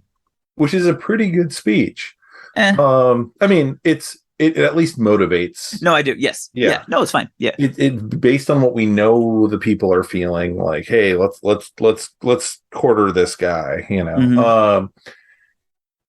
and then nothing happens with it, Yeah. including to the point of Medusa wandering into the throne room, and everyone's like, hey, Everyone's fine with it. but Aaron said she'd be protected, so it's all Right. good. Yeah, that's gotta be okay. We're playing by made up rules right now. It's like this guy just had a coup. It's a lot of parleys. Yeah. Yeah. Did a whole bunch of parleys. And in this, like as a negotiation, Medusa basically just says, but here we are. Mhm. And then she says, gimme. Like, just give me the power back. Just go back to being nobody. And he says no. And it's like she pities him. Like she acts like it's completely his fault. No self-reflection on her part at all. So that's how that goes. And then there's the speech, the king's speech. Yeah. We are outside. I find this 100% baffling. We are outside. It's a sunny day on Adelan. And the royal family is just standing on a random platform somewhere in the city, speaking to a random cross-section of the populace who are standing there. Who've just been told they'd be heroes if they stoned these people. Right, if they kill Medusa, yeah. Apparently, wherever they are is completely outside Maximus's sphere of influence. Like they just literally the scene before, they made a really big deal about Orin guaranteeing Medusa's safety. But I can just stand there in public, not just like make a speech to everybody, but also project it onto the dome like Maximus. It's not clear like where the camera is, who's taking pictures of this or whatever and projecting, how that works. It doesn't matter. They're just like, how? And in this scene, it's because they filmed it on this like burnt out Air Force base. You can see like bits of hardware that are all like fucked up, like hanging off the sides of the structures. Yeah. That it's like clearly like someone clipped the wires to, whatever. And where are we? Yeah. It's like the if you're to read it as, well, you're on Tillin, Adelan, whatever. Yeah. It's you're in a place that has been already abandoned by the royal family. Like this place is not being kept up, whatever this is. Yeah. And right, are they? It's so hard to get your head around it. Like, are these people lower caste people? We don't see. Like, it seems like we only see lower caste people or upper caste people dressed like shit. Because everyone just looks like ragged and sad and gutter orphany. Yeah. The speech. People of Adelan, we have made mistakes and it has cost us all. But even though we have failed to hear your pleas for equality, believe me when I say that we have always put the needs of Adelan before our own. In what way? How have you done that? When we meet them, they're like eating like a very fine dinner, being served by people and like living in a palace. Like, yeah, they're like taking their showers, like they just shower in diamonds, and people work like underground and live in these completely blank tunnels. We have always put the needs of Adelan before our own. I do not believe that's the case. Yeah. And she just tells them that like Maximus is willing to endanger everyone to achieve his selfish needs, which like, I could see that's true. But then she says like, we can no longer stay on the moon. It is time for us to return to our homeland, to Earth, and Black Bolt and I will lead the way. Because how can you ever trust a leader who puts his needs before yours? I could totally see we are returning to Earth. I don't see a particular reason why we should be trusting you on this. But there we go. And then there's another like moonquake, and the dome starts collapsing. And they say like, okay, go to Eldrak the Wall. this is the evacuation, you gotta go. And stuff starts shaking. It's like, okay, maybe a shorter speech would have been helpful. He just stood there and did like a 2-minute speech. Maybe let's just run because we gotta go. So it's like when they said 1,400 give or take, like we might have meant more take than give, honestly. There's gonna be a bunch of take, I think. A 10-story building has just fallen in the middle of town. We're down to about 1,200 people right now. You. Yeah, give or take. There's a lot of take. Yeah.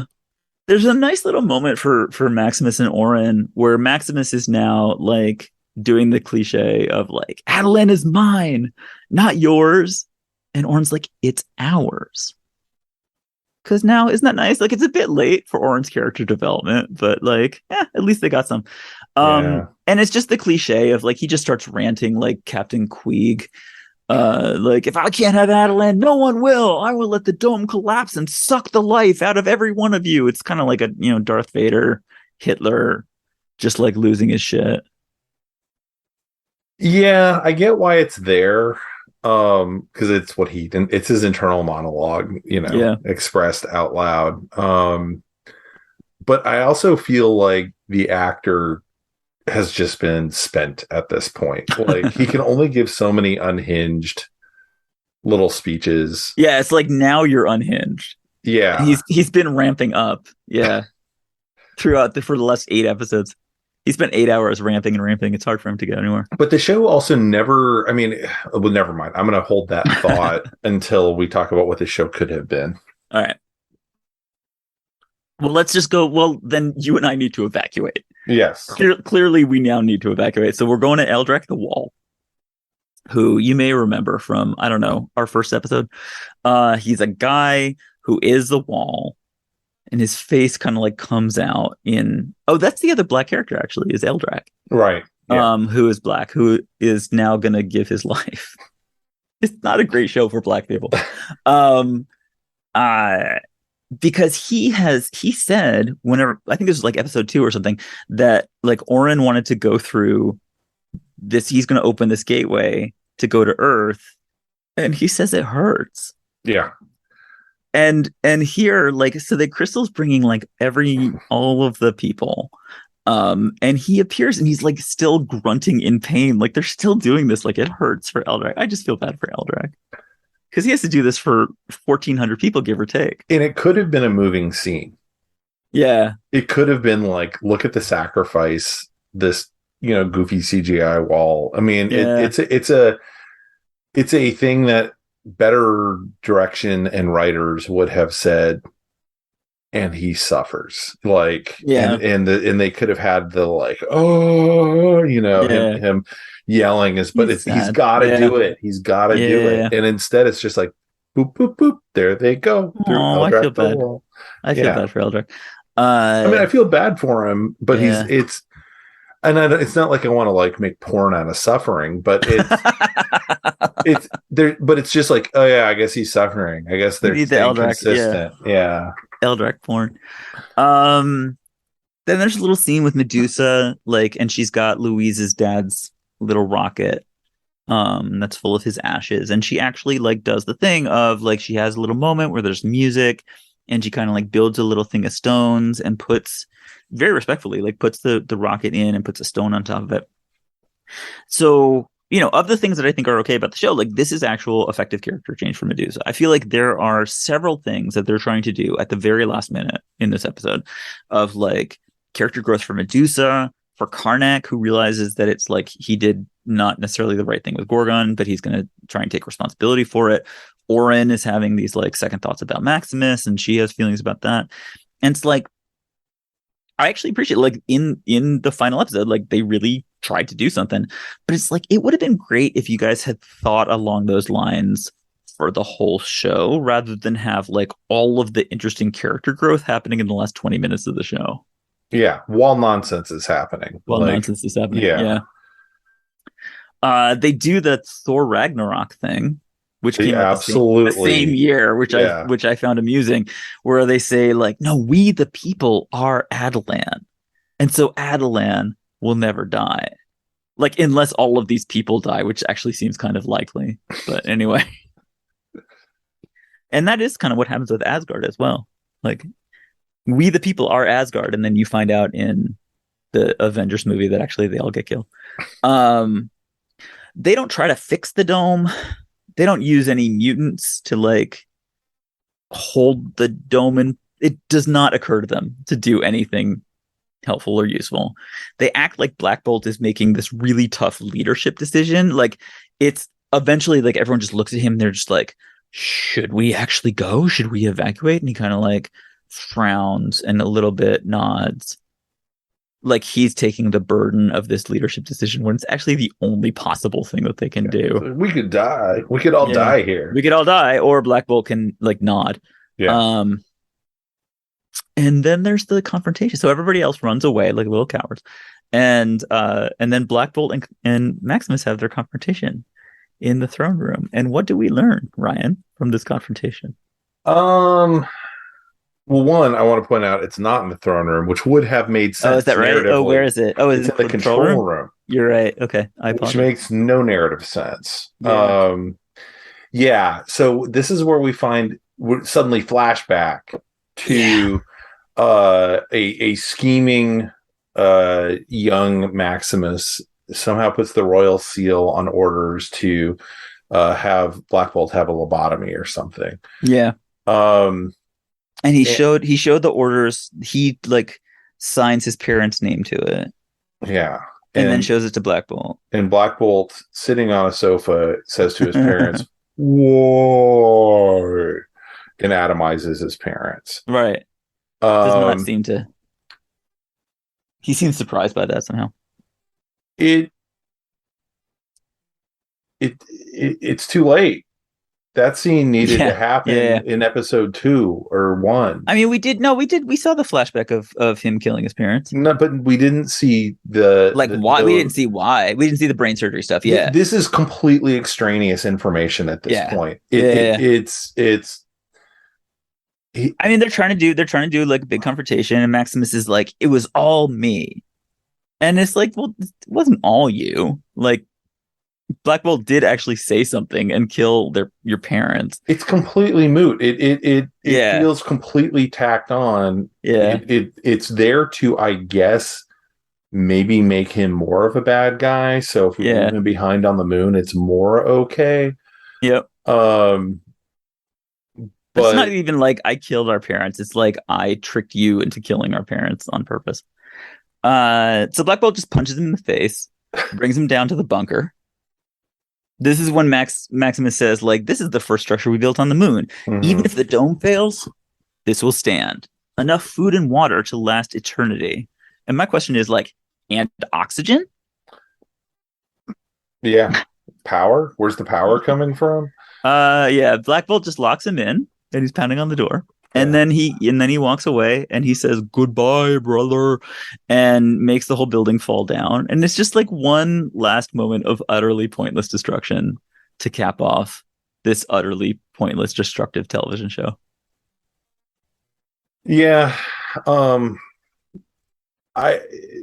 then I guess he goes to the little sliver of Eldrak the wall. Eldrak's staying behind, which is nice. Yeah. And then the throne lights up. Did you? I didn't notice it the first time. I noticed it today. What is happening with that? They do a thing that feels like it's supposed to be important because there's music on it, where they like kind of from a Dutch angle, they kind of zoom in on the throne and the throne room, and all the little like runes on it light up blue. I have no real idea of what that was supposed to be, other than we'll get to it in season 2. Yeah, I was wondering about that. Like, is this the like, and so they all, the end, or is it? Yeah, that was my feeling about question mark. Yeah. Then they have their little like, we got to talk to everybody, and it looks like a completely like tacked on final scene of So now here we are on the ground on Earth at SpaceX. Somewhere. Yeah, we're clearly living in FEMA tents. And the royal family's talking, and Medusa says to Black Bolt, like, you should be happy. You saved the Inhumans. And once again, it's just like, in what way? Yeah. How did Black Bolt help?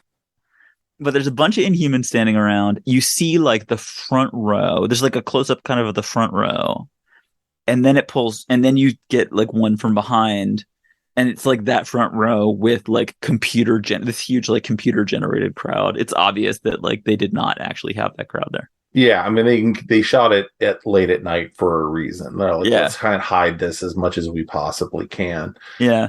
And Black Bolt somehow has managed to commission a like $3,000 leather gimp suit. Oh yeah, that's true. He has a little change of clothes. And it's like he's been wearing the same shirt for like 7 episodes. Yeah, and now all of a sudden he has oh, and you're right, she has her little lavender like Pigs in Space outfit on as well. Yeah, they're all back, and so they have spent the money and time to get their royal garb together again. You know what? They had all their research in a little suitcase, and they brought it with them. Something, yeah. I guess they could have teleported back like to their apartments and just like real quick grabbed everything and like hold your breath. I mean, technically, Lockjaw could get them back real fast. Yeah. We face an uncertain future, Medusa says, but we face it with hope, not with a conquering army, but as friends who have come back to their birthplace after a very long time away here on Earth. And Medusa and Black Bolt look at each other, and it pans up to the moon as if these are the main characters and people that we should be interested in. And that is the end. That is how the Inhumans ends. They're really specific about being unspecific about where they are and what is happening with the Inhumans, so they can figure it out. I think they're on Skywalker Ranch. They're at like Elon Musk's backyard. Yeah, they're here in South Texas at the SpaceX launch site. The where does this fit? Like, I'm not clear anymore as to if Agents of S.H.I.E.L.D. and this have been pushed to the multiverse. I have heard is this the actual? Yeah. Yeah. Oh, I mean, I never know if people are actually basing something on something when they say or this Twitter. Is just an idea. Yeah, but I mean, we had said earlier that Agents of S.H.I.E.L.D. might be a different universe, but then I thought afterwards, like, but it has Coulson. And like the whole idea of Agents of S.H.I.E.L.D. was like Coulson was popular in the Avengers, so now we're giving him a show. Yeah. Although now that I say that, like Coulson died in the Avengers and they made a big deal about it, and then he's kind of just alive again on the show, so maybe it's not the same universe. I mean, I did not watch beyond the pilot or first 2 or 3, and then every year I would watch the first episode to see if it had gotten better, and it never did. Yeah. And so I would believe or buy that Marvel is like, look, the stuff on Netflix was our universe, and the stuff that's on Disney Plus definitely our universe. But the ABC stuff, this is not Ditto. Probably Ditto Runaways. Definitely from Hulu, and Cloak and Dagger, and Cloak and Dagger. I forgot about that. Yeah, no, those were all nobody cares. Anything that felt like a serial television is the stuff they're saying doesn't exist anymore. What could this have been? How could it have been different? I would have liked it if anybody would have taken the premise seriously and figured out what life is actually like on the moon and try to make that coherent. Like just somebody to think for more than a minute about a city occupied by 1,400 people being an entire civilization and what you need in order to sustain life. I would have liked them to show us what life is like for the upper class and give people powers that make sense for the moon. Like we need to see the mutants being helpful and helping their people to survive. So there's some kind of rationale for giving them privilege over all the other people. I don't disagree. My biggest thing is, we would have lost Dave and Louise, but it would have been more interesting had they never left the moon and done this more of like a secession sort of thing. That's hard to. you don't really know who's the good guy and who's the bad guy. Like it's just shit happening on the moon, and Maximus is a bit of a weasel. Yeah. And then maybe at the season finale is when he's like, I win, you're out. Yeah. Like that's a completely different show, obviously. Yeah. But it's one that feels to me like doesn't feel like we have a basic idea but no budget, and thus we're going to do this completely stupid thing no one will like. But I would like to understand like what the power structure is and why you need one. Like they've got a genetic council, which seems to exist just to tell people that they can't do teragenesis twice, which everyone already accepts as a fact. Yeah. And the genetic council all get killed and no one notices. Yeah. I don't know why they have a royal guard. Like they had a civil war. We know this. We had like Medusa's parents, whatever. There was a civil war in the previous generation, but that was the previous generation. Like you're not gonna have another one. How many civil wars can you have in Bitter Lick, Iowa? I mean, my belief would be if you had even a single one, it would be so fucking detrimental to whatever was happening between 1,400 people. You're not going to have another one the next generation. So why do you need all these guards? I mean, the first thing, I mean, it's when you're in war, you start blowing up things like train lines and barricading things. Like Adelan is going to be a mess. And how could you ever have any fight? Yeah. It's the same reason you don't fire a gun inside of an airplane. Like it's a very bad idea. It's like you have the Royal Guard. Yeah. This. So I don't feel like they need to like tell the audience every detail of this. It's okay if there's stuff that's like background, but like the writers need to spend at least an afternoon figuring out how this world works and then setting a story there. Which they clearly have not done. They have not thought from A to B about how these people survive, why the upper class is the upper class, which ones of these people are upper class or not. What does it mean? Definitely, what does it mean to be lower class was something we needed to know much more. Yeah, because they spend so much time talking about it. Like the whole thing, they talk about the upper class and the lower class. I don't think we even see people from the upper class. And I suspect that the reason for that is because they would have expensive costumes. And so therefore, like literally everyone on the show that we see is lower class because we can just dress them in gray rags. There's like one scene in the pilot or the second episode where when she's at college. Yeah. Like they walk through and you're like, okay, I guess these are and they must spend their days just standing around in a sun in porch. The sun. Yeah. But besides that, like the other thought I had was, why do they have windows? And yes, you're not keeping bugs out. I don't know. That's true. So I realized something, which is I think like this is a problem. This is a major problem. Is that all of the major characters that they want to keep to do this adaptation, all of their powers are regressive because this came out of comic books. Like they were introduced as fighting the Fantastic Four. Mm-hmm. And so Medusa totally makes sense. Like Medusa on the cover of Amazing Spider-Man, like holding Spider-Man down with her hair. Like that's like, it looks awesome and it's super fun, but she's being a villain, like a comic book villain. Like the only thing that her hair can do, I don't know what she could possibly do with her hair besides attack people. And therefore, what value does she offer as the queen of a place? And all of them are like that. It's like Black Bolt can kill everybody by talking to them. Gorgon can kill everybody by stomping his foot. Karnak is really good at battle plans. Like Crystal can shoot energy at people. Triton can like do ninja stuff and kill everybody with knives. None of these things are helpful outside of a battle situation because that battle situation is how those characters were introduced in comic books. You're 100% correct. And I'm not sure, that based on the, it clearly there's royal bloodlines and whatnot. I'm not sure the utility of the powers is what's important, but it would be within their culture. Even if it wasn't like, it's that thing of like take an afternoon to figure out how the civilization works. Like, what are these people doing? Yeah. If there's not a conflict, which there can't be because it's a high school.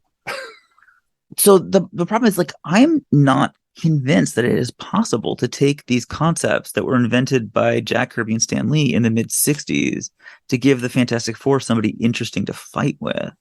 I don't know if you can take those characters and actually turn them into a meaningful civilization. I admit that I have read nothing. Like, Marvel has, booted and rebooted and done miniseries and done all this stuff with the Inhumans, and I have read absolutely none of it. But I would challenge them to come up with a story where they're an actual civilization. Yeah, I mean, it basically exists so Johnny has somebody to date in Crystal, and Yeah. And her family's real difficult. Yeah. And it's got a little cult following of fans, and I always salute that, as someone who's like an Enemy Ace and Rocket Raccoon fan, like, yeah, we're always going to find a weird little thing we like and think there should be more of. Yeah. And I get that Marvel was like, we need something to replace the X-Men, especially with Agents of S.H.I.E.L.D. So they have we can quickly populate the Earth with superhumans. Right. But it just all feels messed up. I mean, clearly Marvel didn't love this. The next time you see Black Bolt is, in Doctor Strange, and he, has his mouth sealed up, burps, and his head explodes. I mean, they're treating him as a punchline. Yeah. And Anson Mount is happy to do that. That is what he showed up to go do. Even then, I find it amazing that they bothered. It's kind of shocking. It's completely there. And because you wouldn't know who he was unless you'd watched this show. Mm-hmm. He's not a popular character. It's not like going, oh, they threw Thor in here. It's like, it's fucking Black Bolt. It's like you, me, and 2 million other people know who he is.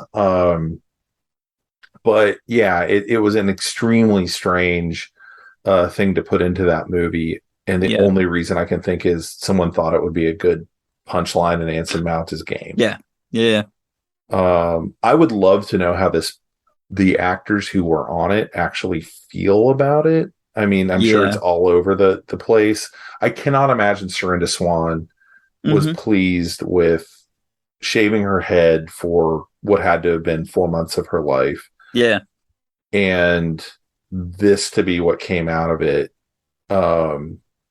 Anson Mount probably just kind of laughed his way through the whole thing. I saw the most tragic thing.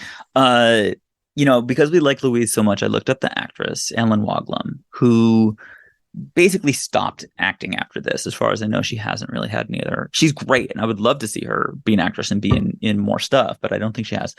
And I looked at her Instagram, where she's posted some pictures in the last several years. Not a lot. And on all of her pictures, somebody says, like, hey, are you going to make more Inhumans? Are you going to be more on the Inhumans? Oh my God. And which is like the only way that people know her. And I don't know if that's why she I don't know how she feels about that, but I have to feel like I have no idea if there are more Inhumans. Couldn't care less. This was a job that I had that I'm not, I don't know. It's sad for me. I actually have a pitch for what the Inhumans could have been, which is the only things that really worked on the show were the relationships that they had with Louise and Dave. And you and I responded really well to those because they were human characters that made sense to us. Like, Louise actually had like a past with her dad and like some emotional resonance, and they created bonds between Dave and Crystal and between Louise and Medusa that we actually connected to. So I thought, like, we say the Inhumans are like the weird alien outsiders that we find hard to understand. But we have like a group of human characters who learn to understand each other through like having experiences with them that matter. And so they not necessarily like they are the main characters. The Inhumans are like the secondary characters, but just to have some human characters that we really take seriously as like their story is important.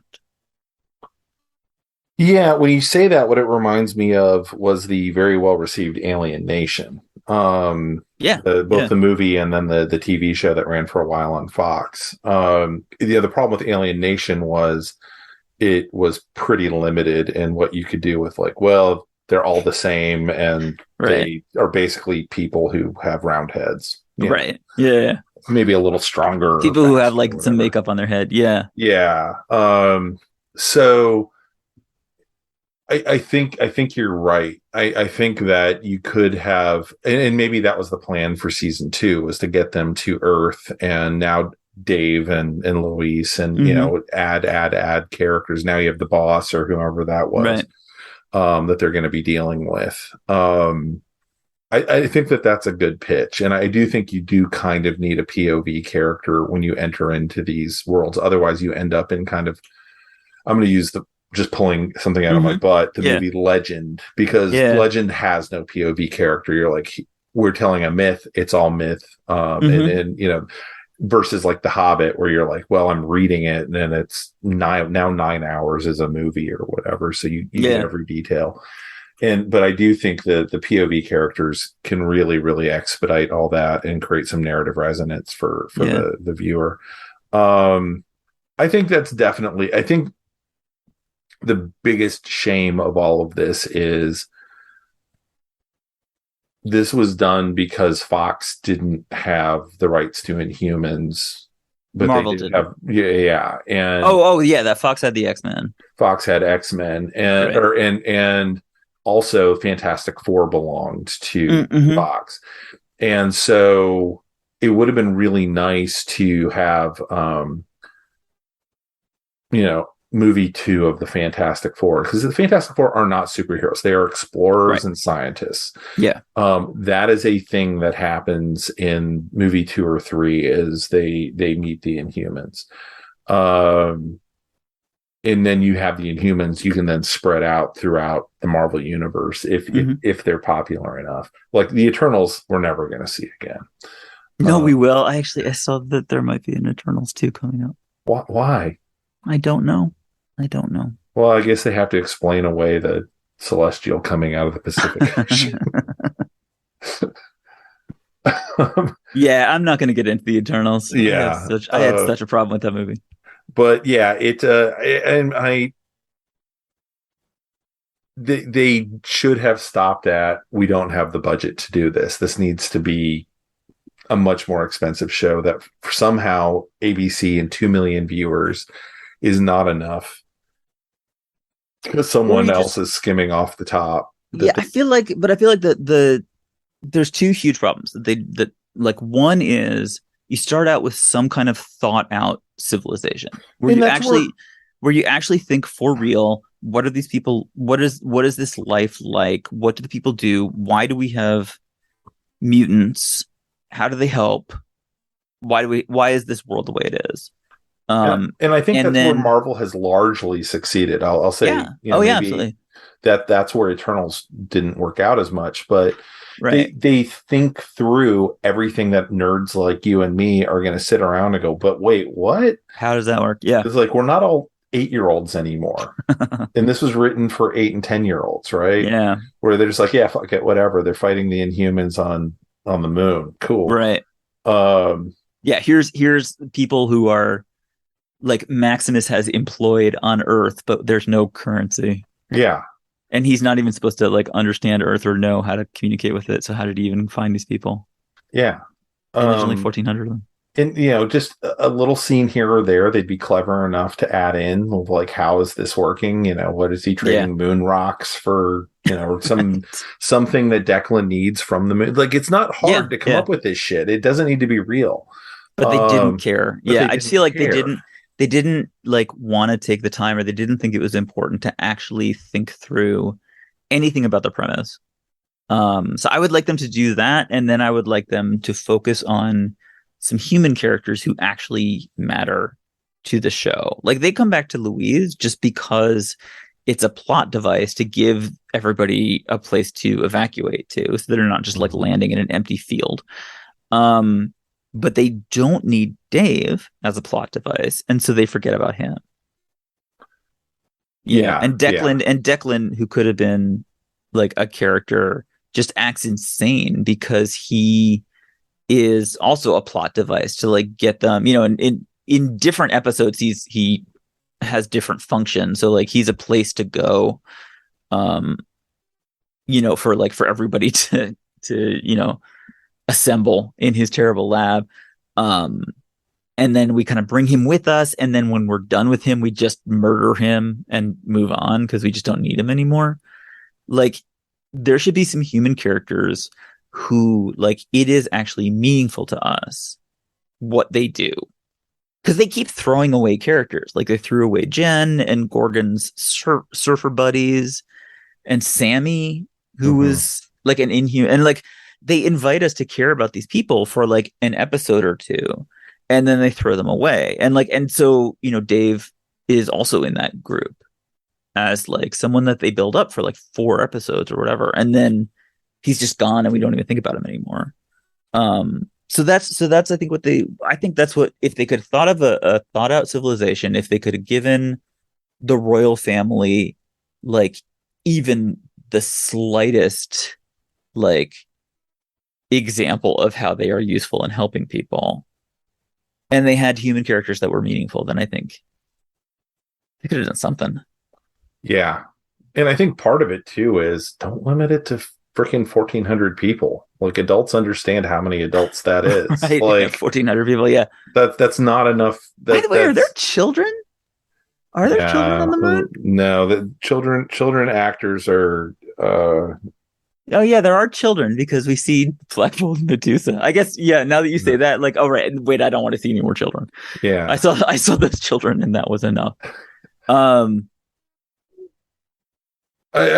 guess is there were not children shown because child actors are probably, whatever the Hawaii labor laws are, made it too hard to have child actors on set. Yeah. But yeah, no, we only see adults pretty much running through Eldrac at the end, which that's really one of the things you usually show in a disaster scene when you're saving people is, here's the old lady, here's the dog, here comes the kid. Yeah. The kids will be like, where's Scraps? Yeah. So I think, like, the thing that I love about you and me, this is why I love us, is that, like, yes, we have spent all this time talking about Inhumans, and I believe, like you said earlier, this might be the definitive take on Inhumans, because I don't think anybody else has even bothered to like write about it. But if anyone else did, they would have ended saying the special effects sucked. Like, the problem with Inhumans is that the special effects weren't good enough. And you and I are too cool for that. We're like, fuck this, but like, I don't disagree. And I do think, like, it's super lacking that they don't have like the other upper class mutants because they don't want to do any like computer animation. But like, Lockjaw's not the fucking problem. The problem is the characters, the problem is the backstory, the problem is, the narrative arcs that don't make any sense. Well, I mean, it's what Pixar and all these other companies always say, that you work on the story and you work on it, and then you start animating. Yeah. Then that's when and my feeling is my suspicion is they were told to go and they had to have something on the air within like 8 months or something. And this was, they just did not have time to think anything through. No. And my other guess is they didn't hire nerds. Yeah. My guess is they hired like regular old TV people who like read the Inhumans comics and were like, I don't care about any of this stuff. Yeah. Like, let's set it in Hawaii. Let's make it Lost, and we'll have a big fight at the end because that's what you do. Except the guy doesn't have any powers, and the other guy can atomize a planet by burping. So, so as a confrontation, it's not actually that like high stakes.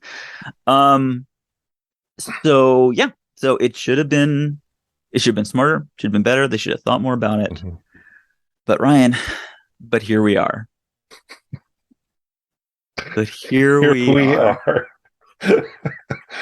Well, I appreciate you taking me on this journey that I absolutely was fighting you on before we went on it. It turned out great, didn't it? Like super depressing, but like it was super fun. Yeah. It'll be a while before I'm willing to do a whole TV show again, but we'll be back. I will say publicly on this podcast, Yes. I'm trying to talk Danny into starting the Superheroes Everyday podcast himself. Which I might do. Have partner podcasts. Yeah.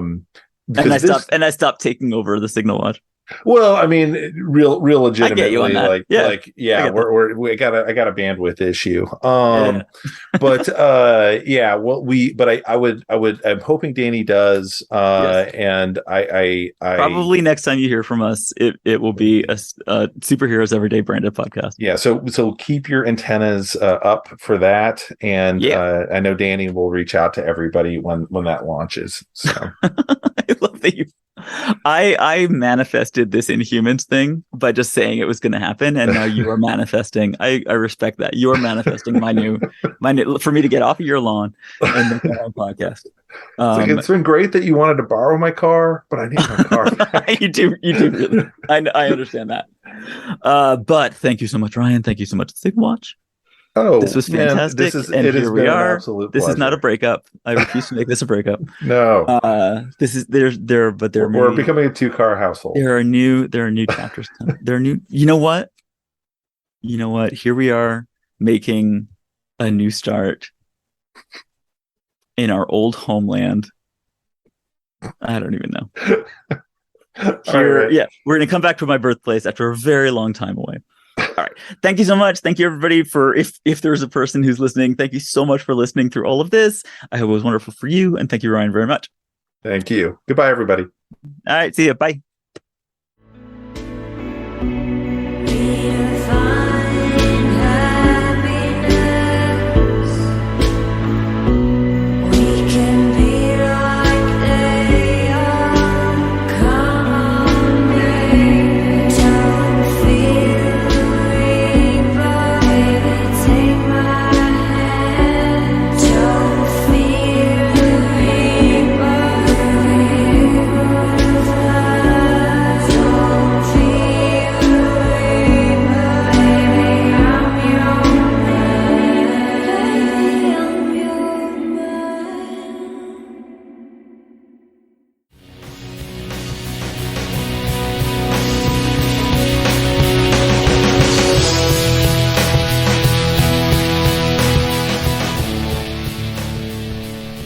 That about wraps it up for this edition of The Signal Watch, a production of the League of Melbotus.